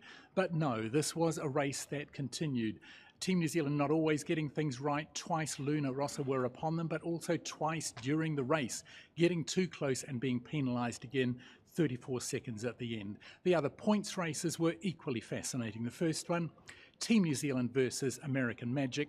Team New Zealand suffering its first defeat at the hands of the Americans, an even start. Team New Zealand getting the side they wanted, but the Americans getting the win and winning by 28 seconds. Luna Rossa versus Alinghi Red Bull Racing. The younger, less experienced Swiss team managed to push Luna Rossa over the start line, forcing them to come back over the line again, and so the Swiss were off with a lead and held them there for quite a while. But as conditions got a bit trickier, in one manoeuvre, the Swiss boat heeled up out of the water, crashed down, and the Italians got by to win that one, but an encouraging performance and a step up for the Swiss. The other encounter, Ineos Britannia versus France's Orient Express. The French were penalised in the start box for not giving way to Ineos, and that might have been the end of that. But no, Ineos Britannia got over the start line early, had to come back, had to start again, trailed the French, and that was a much closer race than you might have thought. Ineos Britannia triumphing in the end. Almost the day of the underdogs in their performances, if not always the results. That's the end of this part of the competition. There's now a 3-day break until the start of the Louis Vuitton Cup itself, with the rounds robin stage in which the lowest ranked challenger will be eliminated. Todd Niles, stuff.co.nz, doing good reporting as usual. Mark Reed and some others will know him from past cups. He's been around for a long time as well. And thank you to Stuff for, they've got also a YouTube channel, stuff.co.nz. And they put, unlike a lot of other news outlets, they put a lot of stuff up and put it up quickly. So that's good to see and most appreciated from our end here. By the way, Julia, you should remind people to go back and read the comments, because there are a lot of, especially in the last 5 minutes, there have been a lot of great comments about these rules, the rules interpretations, what's going on. And there's a new one here from right at the bottom. You see there's somebody called Storm Trissom Mark II. I don't, Stortris Mark II. And I don't know who you are, sir or ma'am, but welcome to the show. You're on YouTube. We appreciate your comment. We like to know who people are before we read their comments in case it's Crotonic, but that looked like a responsible and reasonable comment. Yes. With just 4 sailors on board, it's not as engaging as the IACC, and to be frank, not even the AC50s of SailGP. And I think a lot of us on here agree, and it's probably never going to be. And I don't know if there was an article in Scuttlebutt that was quoting Roger Vaughn, who's a longtime good friend and good journalist from, his cup experience goes back to 58. And he was complaining about all you see is the tops of their head, Right. Their heads are down, and you can see what looks like furious action by the cyclors, but that doesn't replace sails going up and down, crews scrambling around the boat, Yeah. people, going up to the end of the spinnaker pole to do, Great.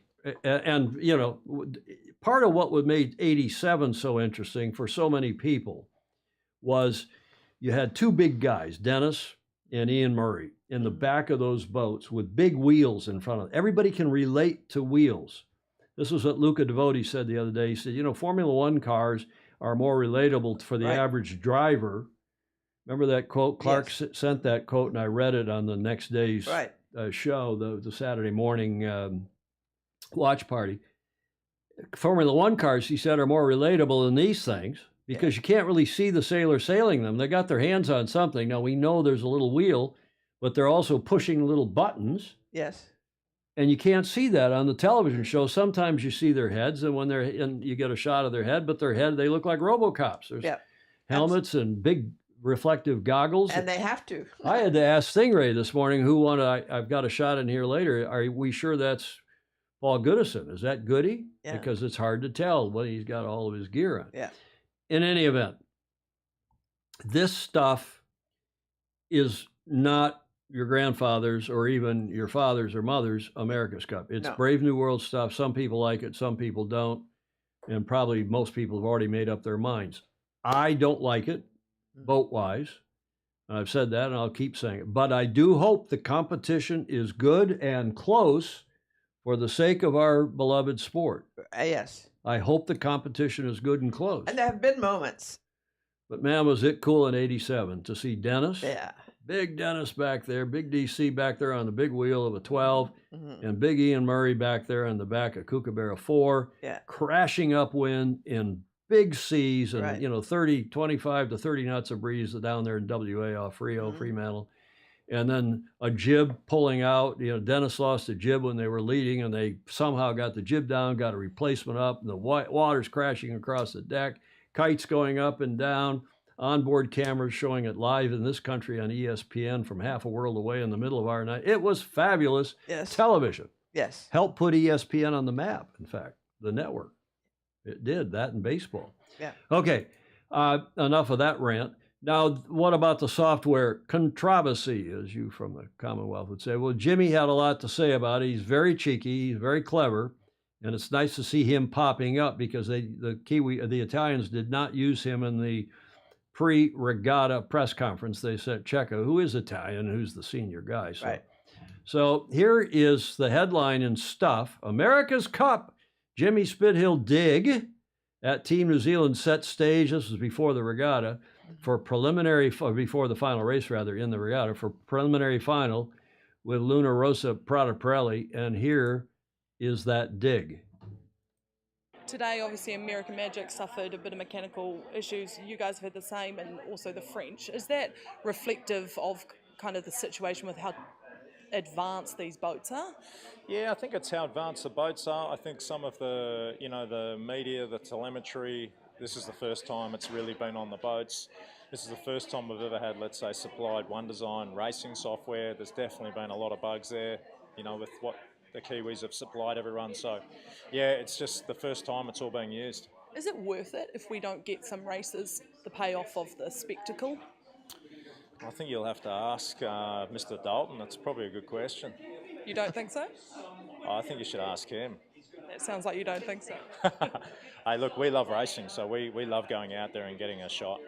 That was fun. Mm-hmm. It ended abruptly, but there is now the retort that came, I guess, yesterday, either yesterday or today, from Grant Dalton, hits back at Jimmy Jimmy Spithill made a Spithill. few comments about there being bugs in the New Zealand software that was provided to the other teams. There's definitely been a lot of bugs there, with what the Kiwis have supplied everyone. What do you make of those sorts of comments? Well, beat us and then you can do it yourself.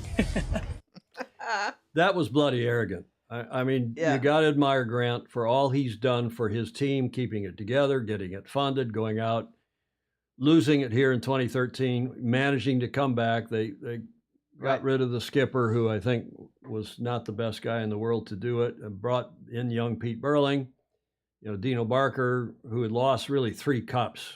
You can argue about 20. I wouldn't blame 2003 on Dean, but 07, you could say, hey, you had a good shot at it. And certainly here in 13, when they're up 8, whatever it was, 8-1. Yeah.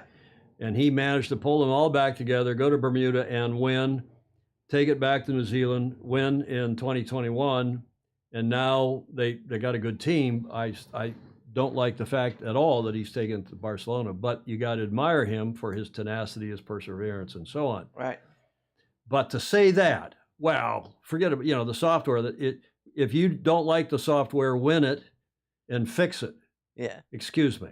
This is a fairness issue, and if the defender as all the challengers are saying, they don't want to. I mean, Jimmy will do it because Jimmy's Jimmy, but they're all telling me behind the scenes and others, hey, this software, I don't like the word, but it sucks. That's alliteration, Julia. Yes. And it's not, and it's provided by the defender. Who knows if the defender's gone in and tinkered with their software, because the teams are prohibited from doing that. And there's a lot of suspicion that the defender has in fact done that. Now, I'm not saying that. I'd never accuse any team of cheating without knowing for sure that it had happened before I ever oppose such an allegation. But it's an issue.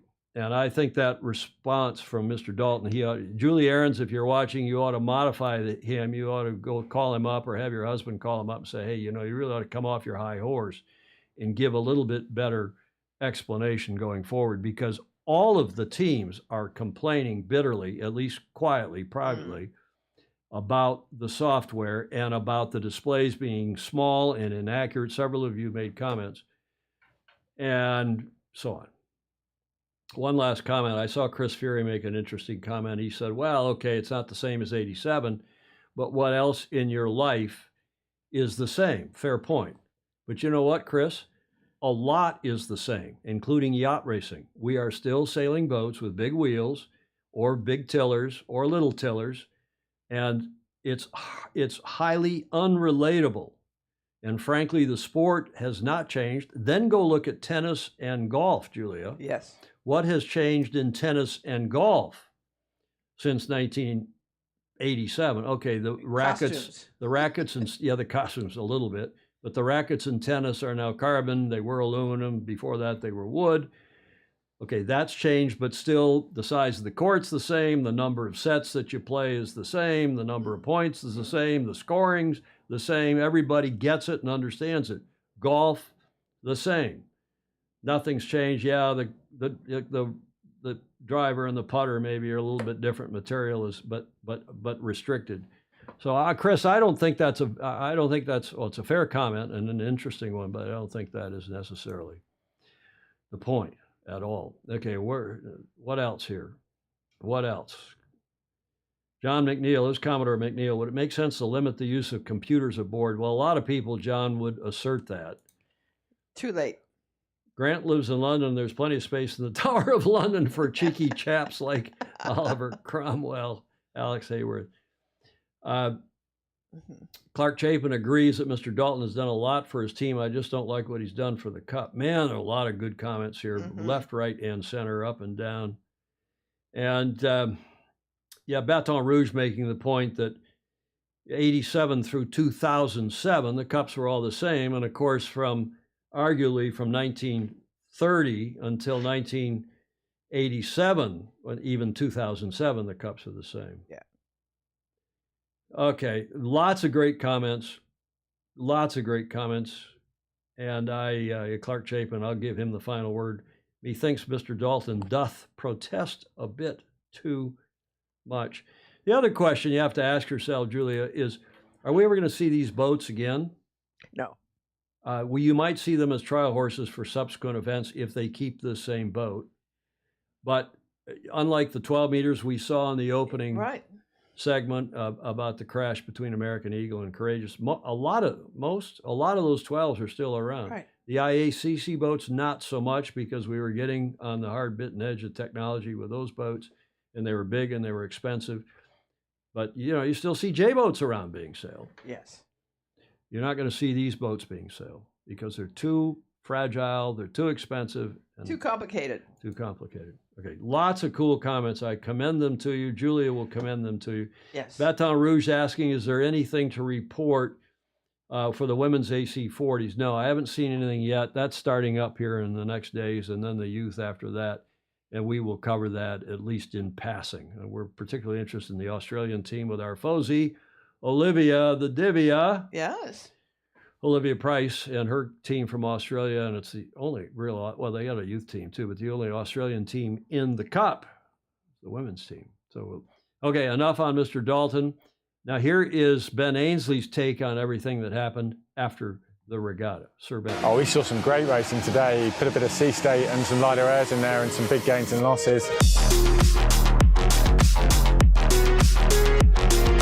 Our race against France was a cracker. We had a penalty on them in the start, but we slightly misjudged the last tack in and the light airs, so we were over the line, and that negated the penalty, and we were behind. French did a nice job trying to cover us, but the boys really dug in hard, particularly those conditions. It's seriously hard work for the cycles. They're really maxed out on power. Yeah, good way to finish off. Lots of momentum, lots of lessons learned through this preliminary regatta, and get the boat away in the shed now, make some further tweaks, and come out looking for a strong round robins on Thursday. Okay, good optimism from Ben and from his team. They did look a little bit better on Sunday, but frankly not great. How in the world, okay, blame it on the software maybe, but even they weren't blaming it on the software in the interviews we've seen. How in the world, they were racing the French, and the French are off in East Jockstrap someplace, or West West jockstrap. It would have been on the race course. And way, way off the starting line when the gun goes, and the Brits are somehow over the line.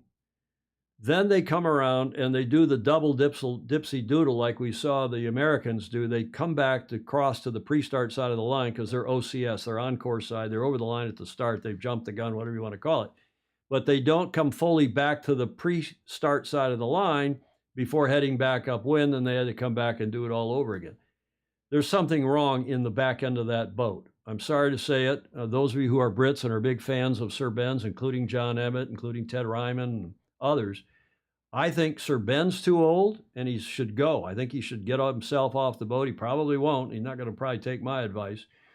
But they've got a super good guy there, a second driver. They got Dylan Fletcher on the boat now.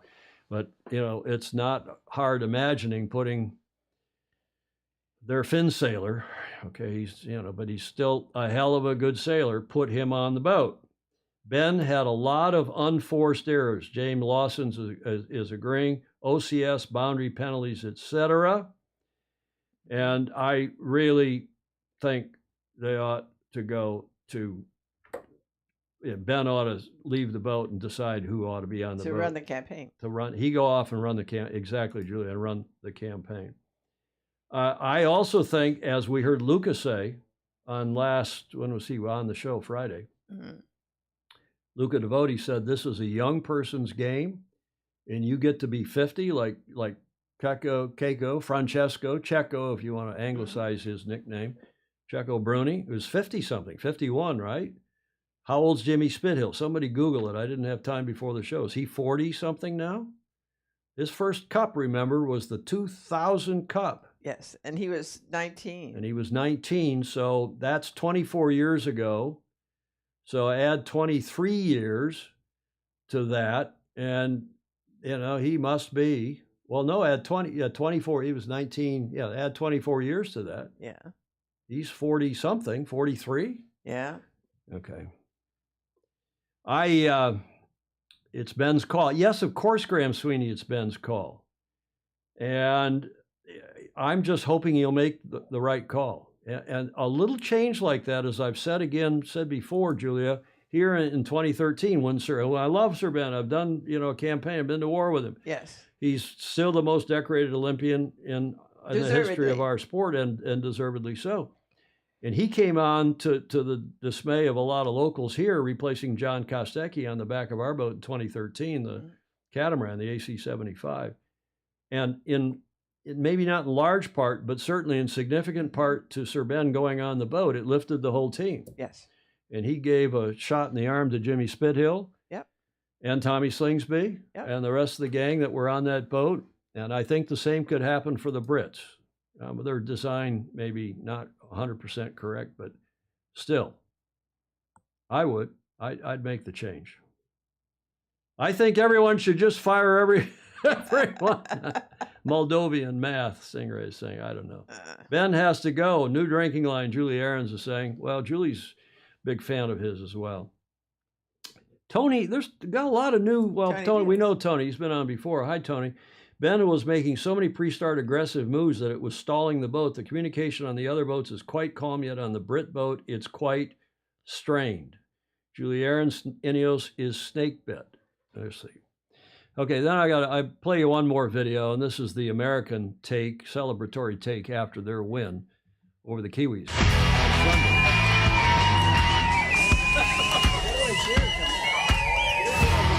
Oh, it's a different day again today with the more pronounced easterly, with a lot more waves than we've sailed in the last couple of days. Lighter winds, which we're expecting more come the finals. Might call that a delicate start to race 13, but we are a go between American Magic and Emirates Team New Zealand in race 13. We had a great day racing the defenders, who obviously they were unbeaten so far. They're the class act at the moment, so they're never going to be easy. And we had a great race. We sailed really well and managed to get a good start. And then we kind of controlled the race from there. So it was really positive, especially after the little disappointment yesterday. And of course, that little disappointment was racing against the French, the arguably weakest team in the field. And then they had the rudder problem before the start. They couldn't even start the race. And of course, it was a walkover to the French. Now, Julia, can you ID who that is in the back of the American boat? No. The other folks, some of you no doubt can. Well, it doesn't look like. It's not Tom Slingsby. Slingsby. Exactly. It's Goody. It's Paul Goodison, and I'm 95% sure, and I checked with Stingray, and he is quite sure it's Goody as well. But how can you tell? Again, even when they're on the boat between races or coming in, whatever the hell this was taken, it's so hard to tell who these people are. It's not as much fun as it used to be in the old days, and of course, I'm old. Yeah, Julie Aarons keeps reminding us that it's a race, a technology race, and we have to get over it. Say that again. She said that the America's Cup is a technology competition. Yeah, it is. It's always been, and it always has been. And she says what? Get over it. Get over it. Okay, well, that's a fair comment. Yeah. It is a technology competition, but I agree, bottom line, with John Emmett. I think this is going to now, I'm heartened. I think it's going to be closer than we thought, at least even than I thought. And I'm going to do a little break here for this day in history, gather my thoughts, and come back and tell you who I think is now on top of the heap in Barcelona and why.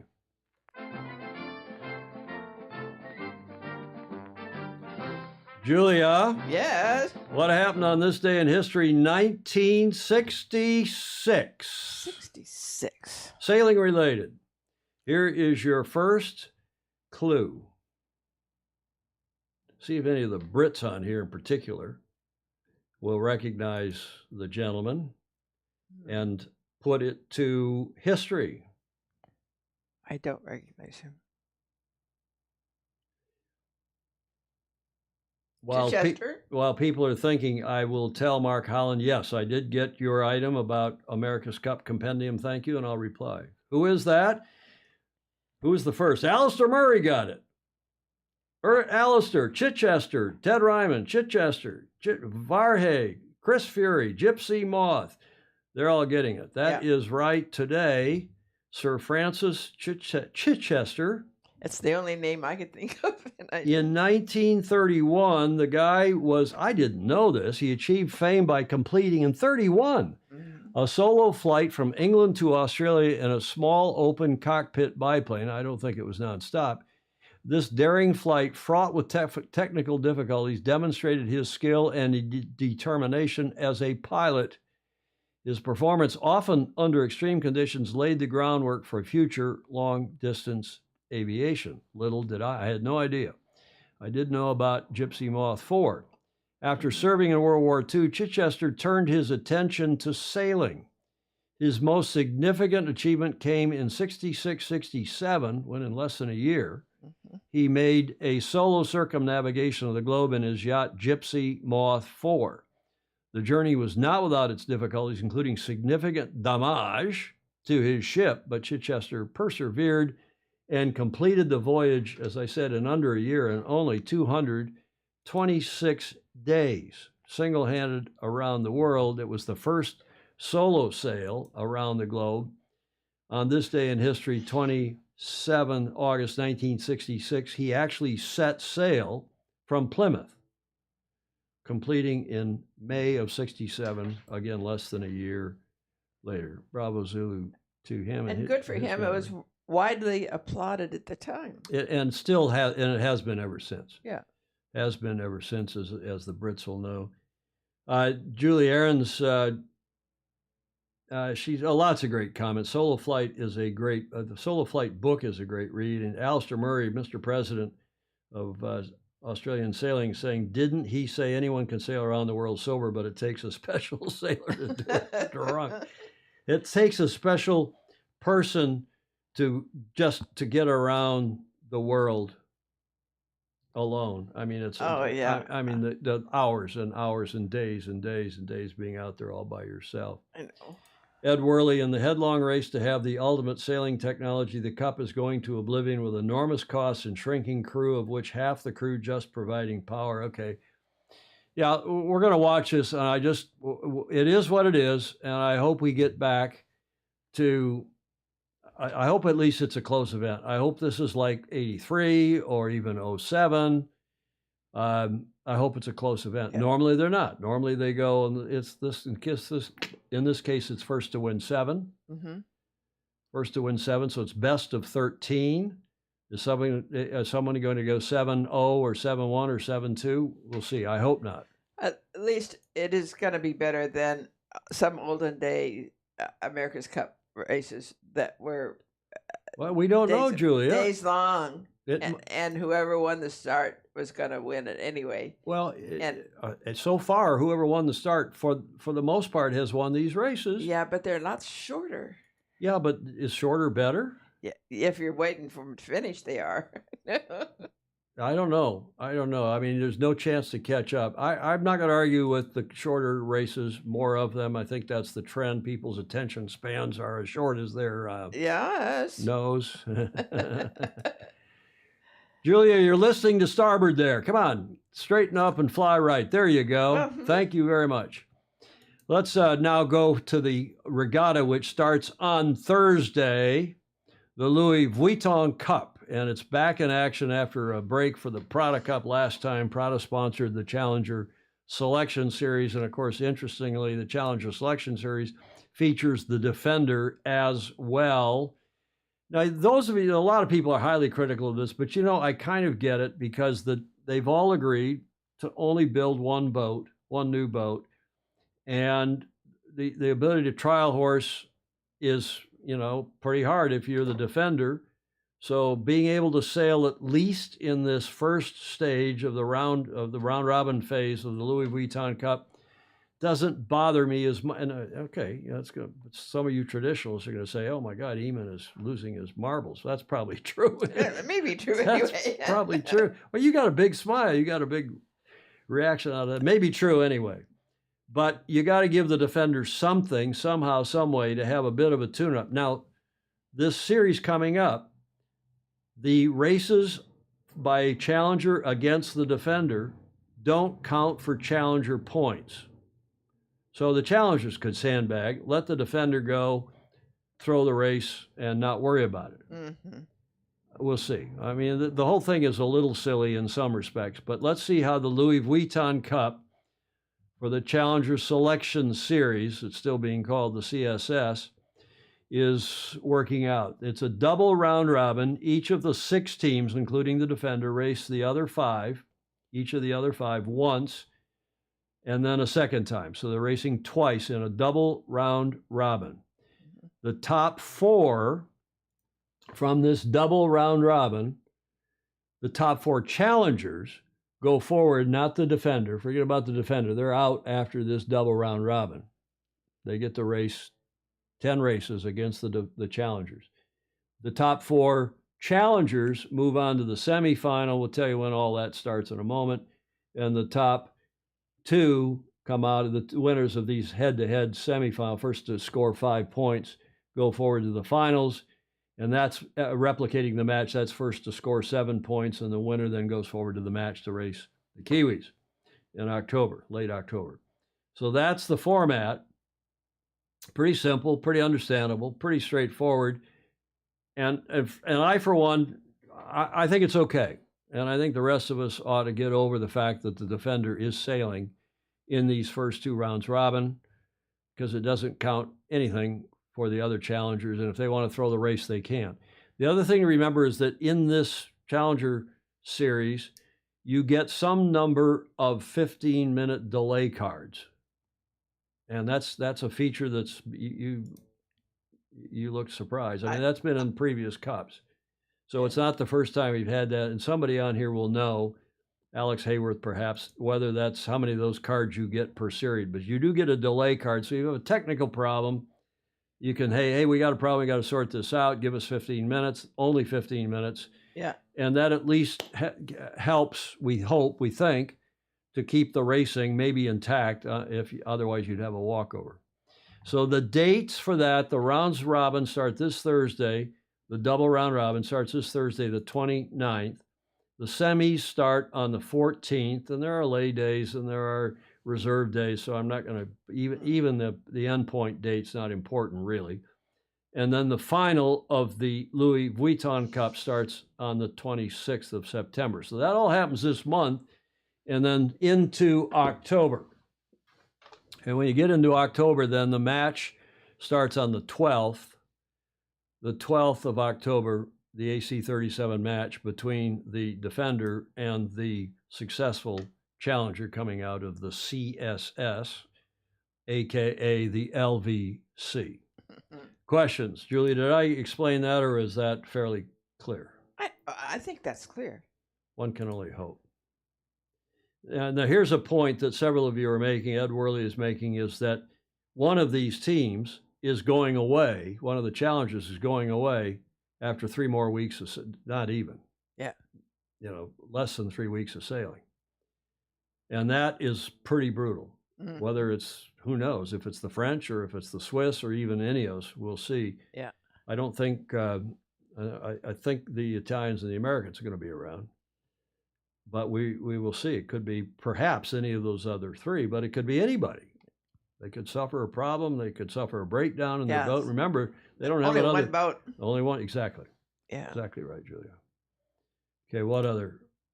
Why such a limited Challenger Series? Ed Worley is saying, well, they're trying to keep the costs of putting on the regatta, which remember falls on the back of the defender. The defender doesn't care about having a great show, really. The show is the match. Mm-hmm. They want to have a great match. Leaving on the 8th, if they do, Ineos has spent 205 million, what? Pounds, euros, dollar, doesn't matter. For 12, yeah. For 12 races. That's 13.3 million per race. Yeah, it's expensive game. Good point, Alex. I hope Ben A is keeping track of the time. Well, it all starts on Thursday. Now, I've managed to find, it was not easy to find. Finally, I found it online. The round robin 1 schedule for Thursday is the French against the Swiss, the Italians then against the Kiwis, the Brits against the Americans and the Yanks, and then the French against the Italians. That is on Thursday, the 29th, and we'll have a watch party. We'll cover that, and we'll see how that goes. I don't know that we'll do Friday because that's not all that interesting. The Americans against the Swiss, the Kiwis against the Brits, that match, the Italians against the Americans, could be interesting, obviously. Mm-hmm. And then the Kiwis against the French. So there's maybe one potentially good match there. I don't know if we're going to do Friday or not. We'll see. Let me see how I feel after Thursday. I know. I was surprised how much it got to me. And I'm now waking up at 3. Well, yeah, exactly. That's what I did Monday morning. I woke up yesterday morning at dark 30 and said, oh, my God. Yeah, I did this morning, too. Well, you do every morning, though. You're a morning person, and you don't sleep more than 3 or 4 hours a night, right? 5. Well, see, I rest my case. 4 or 5. So that's the schedule. We got 4 contiguous days. 4, it's a fancy word. I didn't go to Stanford, Julie. Oh, but it sounded good. It's 4, thank you. 4 days in a row of round robin racing. On the 4th day, we're already into round robin 2. Think about that. Mm-hmm. Then there's a break, a reserve day next Monday. And then we have a couple more days of round robin racing, and it's over on September 4th. Wow.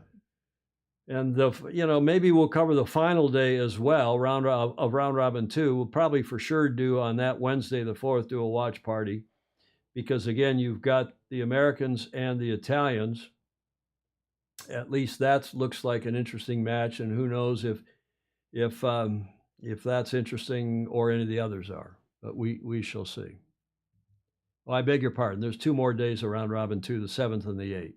So I was thinking Wednesday and then maybe again on Sunday the 8th as watch parties. But we'll see. Who knows? I may not have very good self-discipline and still get out of bed. I think you'll probably watch it with one eye, whether I get up or not. Yeah. Well, if I'm going to get up and watch it, I'll probably come in here and turn things on. It only takes 10 minutes to turn. And I threatened the other day to come on in my New York Yacht Club bathrobe. Right. And I'll put a hat on so I don't have to do hair. Maybe not.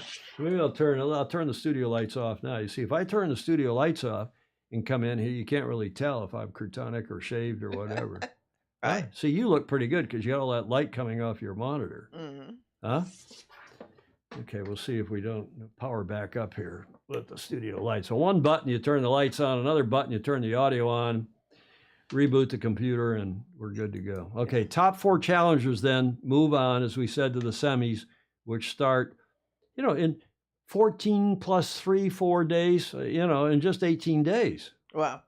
So August, 30 days, has September, April, June, so 31, August 31st. Call it 19 days, less than 3 weeks. Mm-hmm. We're already into the semis with the top 4. Somebody's gone home, top 4 challengers. Okay, Julia, anything else on all of that? No, I'm looking forward to seeing what happens. Okay, so am I. Now, here is the interesting thing, is the weather. It's already getting lighter, as we said, in the forecast for 1,400 on Thursday, according to Windfinder. I didn't put their graphic up there. I apologize. At 1,400, it's another easterly at 8 knots. Sunny, hot, 8-knot easterly at 1,400 on Thursday. The waves also, and get this, 1.3 meter seas predicted. We saw 1 meter on Sunday. We've seen 1 meter a lot, but 1 point, because it's going to be blowing all night out of the east. Remember, Barcelona is on the western end of the Med, and there's going to be seaway. 1.3 meters. It's going to be bumpy in this first day, which is probably another reason to watch this, Julia. Yep. On Wednesday and do a watch party. Right. Sorry, on Thursday. On Friday, it's even more dicey, as the late great Commodore Harry Anderson would have said. It's even lighter at 1,400. It's 6 knots in a mostly cloudy day. And I don't know what the sea condition is. We don't see that, but it's also southeasterly, so there's probably going to be blowing out of the east this whole period. Thursday afternoon, Thursday night, Friday morning, Friday, not much breeze. So maybe not quite 1.3 meter seas on Friday at 1,400, but it's light. And remember, it says 6 knots, and the wind conditions, the window of wind within which Ian Murray runs racing with his 5-minute boxcar average, yada, yada, 6.5 knot average over 5 minutes to 21 knots. That's the window of wind strength in which the regatta director, Ian Murray, the esteemed regatta director, super cool guy that he is, Ian Murray, and the rest of his team that are running the races. Questions before we wrap this one up? The Whack-A-Mole Showdown, Graham Sweeney called it that on one of the watch parties the other day. Good. Yeah, the Whack-A-Mole, when you see the head come popping up and the head back down, especially those poor cyclers. What the hell? Ed Worley, the media system overloading the batteries. Yeah, we'll see. They'll become more reliable. I'm hopeful, Julia. I'm fairly hopeful this is going to come good, and the racing is going to be maybe more interesting than we typically see, at least when we get to the match. When we get to the match. Remember, the match last time wasn't all that bad until when the wind quit and they'd fall off their foils. Yeah. And then there'd be somebody way behind and they'd get on their foils and they'd cross ahead and we're all going, oh, bloody hell. What's this all about? Okay, here's my latest thinking. You're going to be surprised by this. My take as of today, where these teams stack up in the lighter wind going forward, and particularly as the wind gets lighter and lighter and lighter as we go into October. But this is how I would be placing my betting money at the moment. And that could change again based on what we see here in the rounds robin. But I still think the French are a day late and $1 short and are the 6th place team. I think the 5th place team, although they might be the 4th place team, I think it's a toss-up between Alinghi, the Swiss team, and the Brits on 5th and 4th. I sure hope, and I don't think he's going to, I sure hope Ben will take himself off, but I don't think that's going to happen. We'll see. And if it doesn't, well, we'll see how he comes. But there's something something going on in the back of the end of that boat that is not correct. And okay, I've said it again, but I'll say it one more time for those of you that are using that as the new drinking game. The sailing CEO has got to go. I'm sorry to say. Third place, based on what I've seen in the last, well, on Sunday, I think of the Kiwis. I think potentially in light air and lump that both the Italians and American Magic, NYAM, as some people call them, I think they're right up there, maybe too close to call between second and first. I think they're ahead of the Kiwis in light air and lump, with this caveat. The Kiwis were using old sails, but then so too were the Italians and the Americans, or so one hears. The foil arm, that whole business is still a little bit, no pun intended, up in the air. There's a new foil arm in the Lingi and the Luna Rosa base, and there may be two. So they may be improving their foil arms, and of course they may make a change, and they may go, it may be a retrograde, again, to quote Commodore, the late great Commodore Harry Ann, it may be a retrograde change, Julia. Do we know? I thought they couldn't change. They can make, under the rules, they can make some changes, and I don't know about the foil arms. They may not have put their final foil arm, I don't know that, but to the foils themselves, they can make a change of up to 20% of the surface area, I believe is the rule. And there may be a mass rule in there too. We'll look into all that between now and Thursday morning, as it may be that the Emirates Team New Zealand, the Kiwis, may have a refinement to their foils, and they may be switching to that in preparation for lighter air and more lump. Yeah, there's some conversation about What that. saith you, Julia? You've been reading the forums. I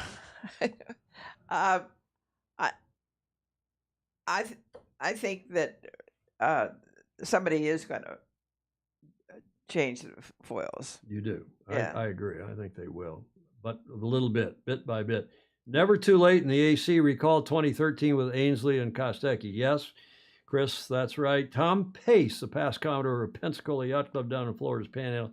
Kiwis have shown all of their foil arms. Some other teams may not.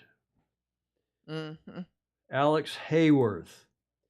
ETNZ and OE foils don't work as well in waves. Their control system isn't coping with the waves at the moment, but by the time of the final, they will. Go New York Yacht Club, whoop, whoop. Great time. See you Thursday. Keep it up, Tom, Julia, and all the foes. The effort is appreciated. Thank you, Alan Long, up in Cleveland today. And, I would really...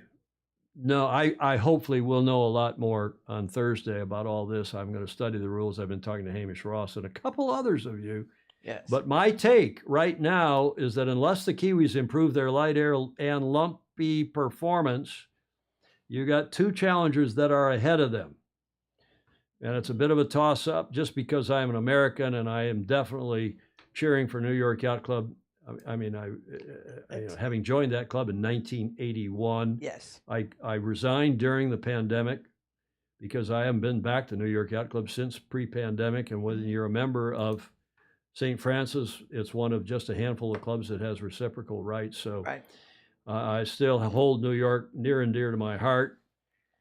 So I've got to cheer for the home team, at least at this phase. A little bit of a cheerleader, but I think LRPP. Just to be ecumenical, I'll be cheering for. You have been all along. You like the silver boat. You like their livery. I do, and I like the way you like Jimmy Spithill. You like Checo Bruni. Admit it. It really started with the boat. Admit it. You've always liked Jimmy Spithill. Well, he's like a little brother. Well, you also like Aussies. That's why you like Alistair Murray. You like we got a little Aussie feature here at the end, a joke from Stingray. Okay. Ted Ryman Day. Okay, that's the LVC. We will do a watch party Thursday. No promises beyond that, but Thursday morning at 0500 our time, 1400 CET, local time Barcelona, 1200 UTC, 0800 on the East Coast here. And we will also do a Zoom. I mean, I'll be streaming it live to our normal channels, YouTube and Facebook, but we'll also do Zoom So that if those of you who want to come on and opine, as the 4 did on Sunday, it was great to have them on. Yes, they were good. They were good, weren't they? I was thinking about, I mean, I was listening, but I decided I had nothing erudite to You wanted add. badly to come on, just admit it. Well, You like- didn't want to show us your red sheets, though, up in your bordello. You may have had a gentleman caller, Julia. Well, you never know. One never knows. One never knows. I wouldn't put it past you.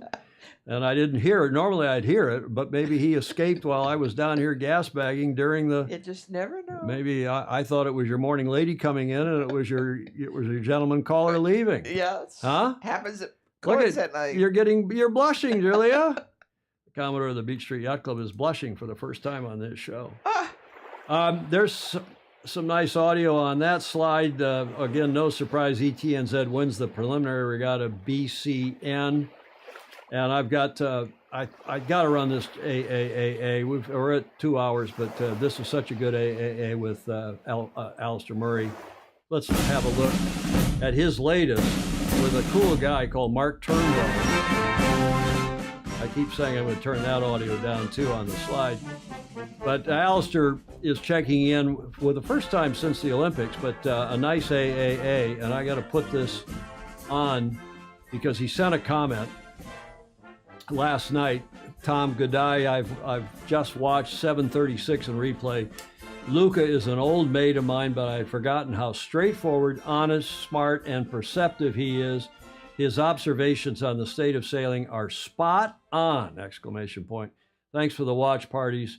He only watched sporadically, but in keeping with our recent Olympic theme, I'm sending you this chat with Olympic gold medalist from Sydney, Mark Turnbull. I did it some months back, but don't think you use it. No, I haven't used it. I've had it because it's sort of evergreen, but it's also pretty interesting. Our AAAA for today. G'day, Tom, Julia, and all the Fozy. This is AAAA, Alistair's awesome Aussie anecdote for you, Mark. We're sitting down here at Royal Brighton Yacht Club, which you can see in the background, one of Australia's premier clubs, and a bit dreary today, bit wet. But I've got a real treat for you today. I want to introduce you to one of my mates. As you know, I like to introduce you to great and interesting people during this segment. And I'm sitting here with Mark Turnbull, OAM. And Mark is an Olympic gold medalist. Yes, thanks, Al. What'd you win that in? A long time ago now, 23 years ago in the 470 class. 23 years? Yeah. Oh, my God. Yeah. Feels like yesterday. Yeah. And what was the highlight? So for those that don't know, yes, it was 2000 with his teammate Tom King. Yep. And it was in the 470 when Australia won gold in both the men's and the women's. Yes. How good was that? It was a great day. And I think it was 1 or 2 days after the 26th when the Australia 2 won the America's Cup. It was a really good month for Australian sailing. Yeah, well, we've just been celebrating that, of course, the 40th anniversary. And the last two segments I've done for Sailing Illustrated have been about that America's Cup reunion. So, yeah, no, that was fantastic. And the whole Olympics experience, what did that mean to you, Mark? How good was it? It was amazing. It was my first Olympics. So I teamed up with Tom in '96. He'd just finished Atlanta. And we were really fortunate. We had Victor Kovalenko come along as the coach of the Australian team. I've heard of him. Yeah, I think so. I think you might know Victor. The medal maker. I called him the medal maker. Yeah, no, you tagged that name, and that stuck, and rightfully so. So we were the first team, I guess, to benefit from him turning us from good local sailors into athletes. I guess that's probably the discipline, the discipline and the mentality to actually dominate and go out there at the Olympic Games and try to dominate, which is sort of came true. Hell of a guy, isn't he? Amazing. Yeah, one of a kind. He's got an artistic eye. He sees the world differently than anyone else I know. And to have known Victor and still know Victor is a treat. To know him is to love him.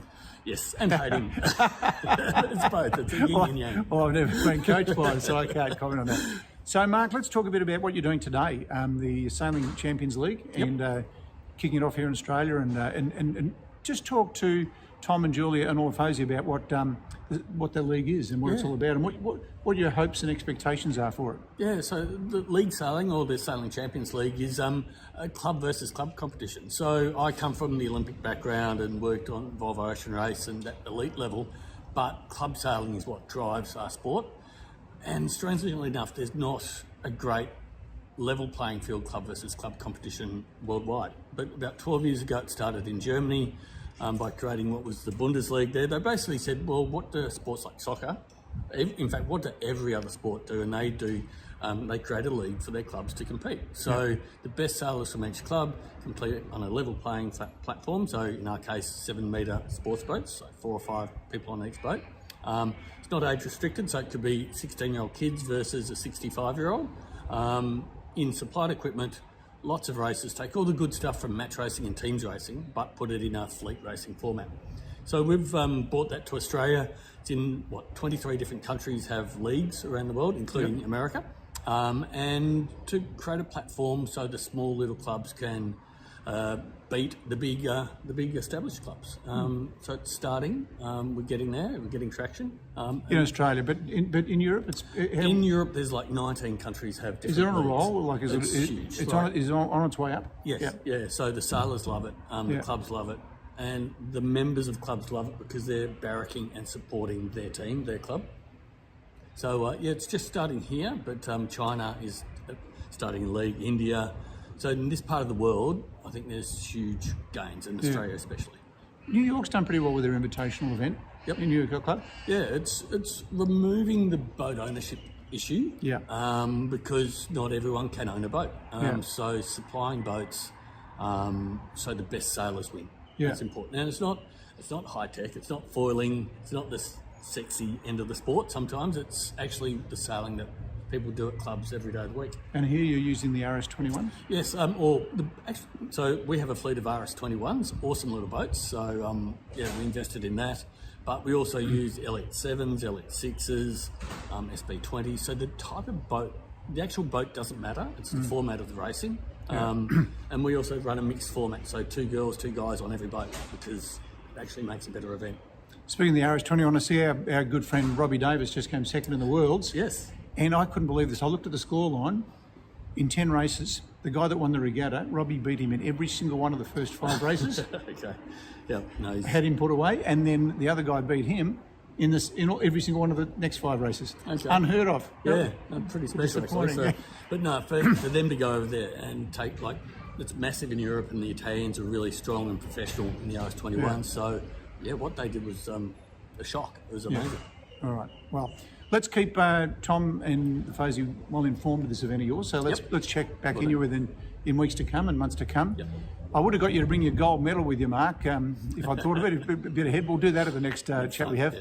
But perhaps you could finish off by talking about your greatest disappointment in your sailing life, Mark. Yeah, you always bring this up, Alistair. It would have to be when Alistair invited me to compete and crew for him at the Taser World Championships, and then about a month later uninvited me because I think he found someone better. So at that point I had to go on and win a gold medal just to prove him wrong. So yeah, that's the biggest disappointment. So how's that, folks? I dumped a gold medalist. Never been done before. Before I was the gold medalist. Before he was a gold medalist. I don't know how to pick them. No. Anyway, great chatting to you, Mark, and I know Tom and Julie and the Fozy will enjoy this, and we'll look forward to having a chat now about your event and how we can help build that too. Yeah, love it. Thanks, See you guys. See you. Bye.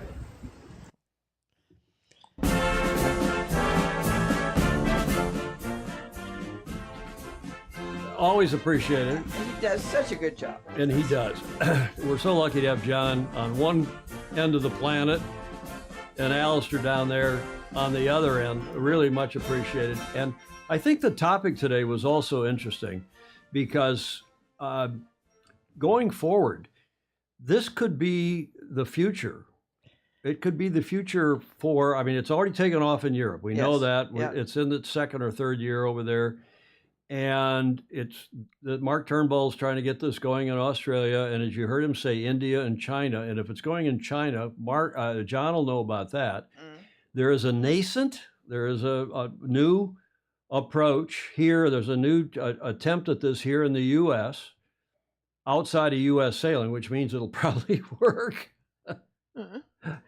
Yes. U.S. sailing, that's a whole other issue. So I'm hoping it will. Thanks, Alistair, and do update us, Mr. President, on how that's going in Australia, because if it's working there and it's working in Europe, maybe it'll work here. And as Julie, as they said, it's club versus club. Yes, which is really good. Now, you know where that does work really well. Some of us, Tom Pace, who's on here, the Commodore from Pensacola Yacht Club, and others from the Gulf Yachting Association, the GYA, which runs roughly from someplace in Texas all the way over to, I don't know if it goes as far as Tampa, St. Pete or not, in Florida. But that Gulf Yachting Association has one of many Lipton Cups, because Sir Thomas Lipton went around and seeded Lipton Cups. You know, there's a Lipton Cup in Colorado for sailing in Colorado. There's one here in SoCal. There's Lipton Cups but there's one here. There's also one here in San Francisco Bay itself. Right. You're right. You're absolutely right. Good point. But there's the big one in SoCal that's an interclub thing that San Diego Yacht Club hosts every year. And then there is the Gulf Yachting Association, which on Labor Day, is it Labor Day weekend or Labor Day itself? I can't remember, but they have an inter-club fleet racing in whatever their club boats are. It used to be Flying Scots, and now I think they have somethings. I can't remember what it's not. Yeah. Not RSs. They've got something else. And Viper's 6 somethings. Somebody, well, the Fozy will know. But it's really something to get the club members all enthused about going and supporting your team and going to Regatta and having a big piss up or 2 or 3 while you're doing it. And as Alistair says, it's sailing the kind of boats we all sail. Just saying. Yeah, Rick Bannerow's Viper 640. Great stuff. And I hope it takes off. And Alistair, do update us when you get a minute on how it's going in Australia, and we'll find out how it's going here in the U.S., because this could be a very significant thing going forward for yacht racing. Yeah. For the kind of sailing we do. A nice thing on the club level, too, because it gives something juniors to look forward to. Exactly. And you can require, depending upon the size of the boats, and you can require that maybe a junior is on the boat along with a female and a male and whoever else, if the boats are big enough and so on. Okay, good point, Julia, thanks. We are to the last leg, and you usually have some kind of a cool video. Well, this is courtesy of Ineos Britannia, and it is a cool video. It's very short. And it's their version of the history of the America's Cup. Somebody has edited this together. But the Brits, this British America's Cup team, they may not be winning every race on the water, but they're winning the video wars off the water. They're producing podcasts and videos and yada, yada, including this feature that just came out today. Symphony of sea and sky and sail. So the America's Cup is the oldest trophy in international sport. It was first raced around the Isle of Wight in 1851, where there were 14 British boats sailing and 1 American boat sailed. And that 1 American boat won that race around the Isle of Wight, and Britain has never seen the America's Cup since. It then went on to be held by the New York Yacht Club for the longest unbroken winning run in sport.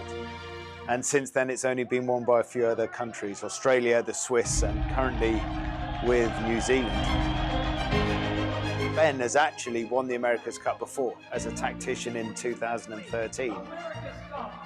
And that was under the Stars and Stripes with the Americans. And then he recognised that we have a huge wealth of sort of British marine engineering talent, sailing talent in the UK.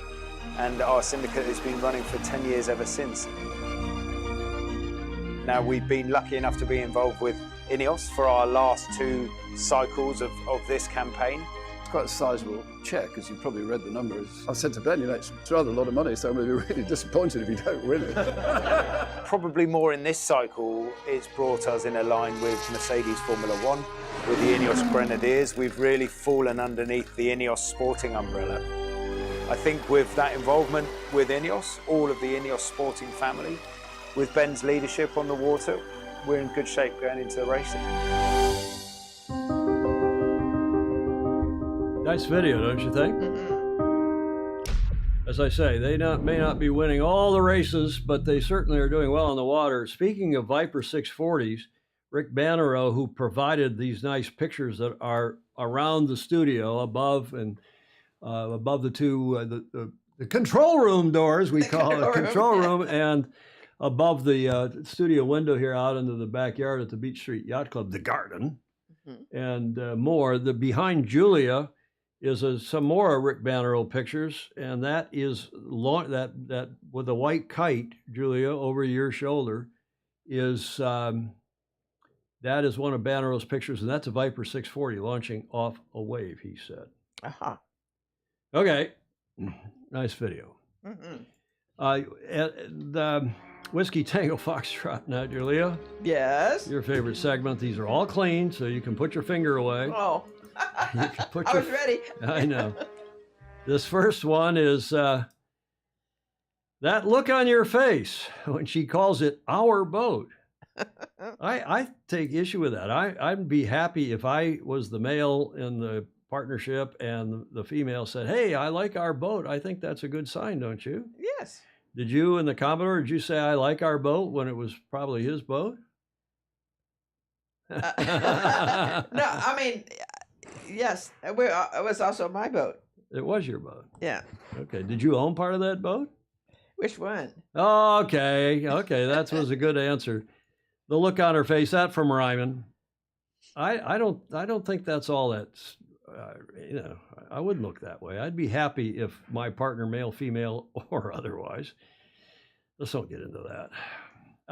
This is paying homage to the Vice Commodore, Clara Harrington, who keeps sending us these jokes about accordions and banjos. This one from Stingray, that, ladies and gentlemen, is a bold-face liar. That's very good. Come on, that's corny, isn't it? Yes, but it's nice. Not a bald-faced liar, a bold-faced liar. From Stingray up in Seattle. I like that. Stingray, okay. I asked him this morning, hey, send us a cartoon or two. I don't have very many, and he sent that one. And a couple others that I couldn't put on here, Julia. Okay. And finally, this one, you gotta love the Aussies. I think this is the coolest thing, and I hope it's true. It may not be true, but let's ask the Aussies on here if it is. This from Ryman. And the caption is, thousands of people plan to attend a barbecue in front of the home of a vegan Australian lady who took her neighbors to court over the smell of meat cooking in their own backyard. Aha. Huh? You're not a vegan or a vegetarian. No. You were a carnivore for a long time. You bet. I still am. Are you? Mm. So you would subscribe to this. Is it true, or is this fake news? True, they say. Nobody's earned a finger wag today. No. Chris Fury says it's true, and of course he's in Melbourne, so he would probably know. Mm-hmm. Graham Sweeney says, I give that look when Tom says the non-sailing CEO. We're off the non-sailing CEO. Okay, that's it. We're to the finish line. After 2 hours and 15, I guess we're taking after our watch parties, which lasted 2.5 hours. So the finish line, Julia, you like to say. Do not forget to like, follow, and share, and read all the answers that. I'm saying, Julia, okay. All Like, right. follow, and share. Follow and share. And Julie Ahrens is saying she hopes it's true. And Stingray is bending over don't bend over for a finger. Great wrap up, guys and dolls. Thank you for that. And remember, comments are welcome even in replay. And those of you who are supporting us via Patreon, we deeply appreciate it so we can keep our studio here live and in color. Thanks for your support. Join us on patreon.com/join/Sailing Illustrated and give us $1 or $2 or more per month to help keep us on the air. Thanks everybody who gave us media for today's show, and that of course includes audio, video, and images. I say it includes. I think that's the only thing it includes. Those 3 items. If I'm wrong, Julia, tell me now or forever. Hold your peace. Stingray is saying another brilliant show. I don't know about that, Stingray. I was a bit crutonic today. Julia had a trouble finding a couple of her words, but we're getting old, you guys. You don't hold us to this. You know, we should be doing a show for the AARP. Yes. The American Association of Retired People. That's correct. But you know why we can't do that show? Because we're not retired. We're not retired doing this job. Thanks, everybody. Thanks, Thierry de Jong. Thanks, everybody, for tuning in. We will see you Thursday morning at 0500 Pacific, 1200 UTC for a watch party. In the meantime, sail fast, sail safe, and have fun. Ciao for now.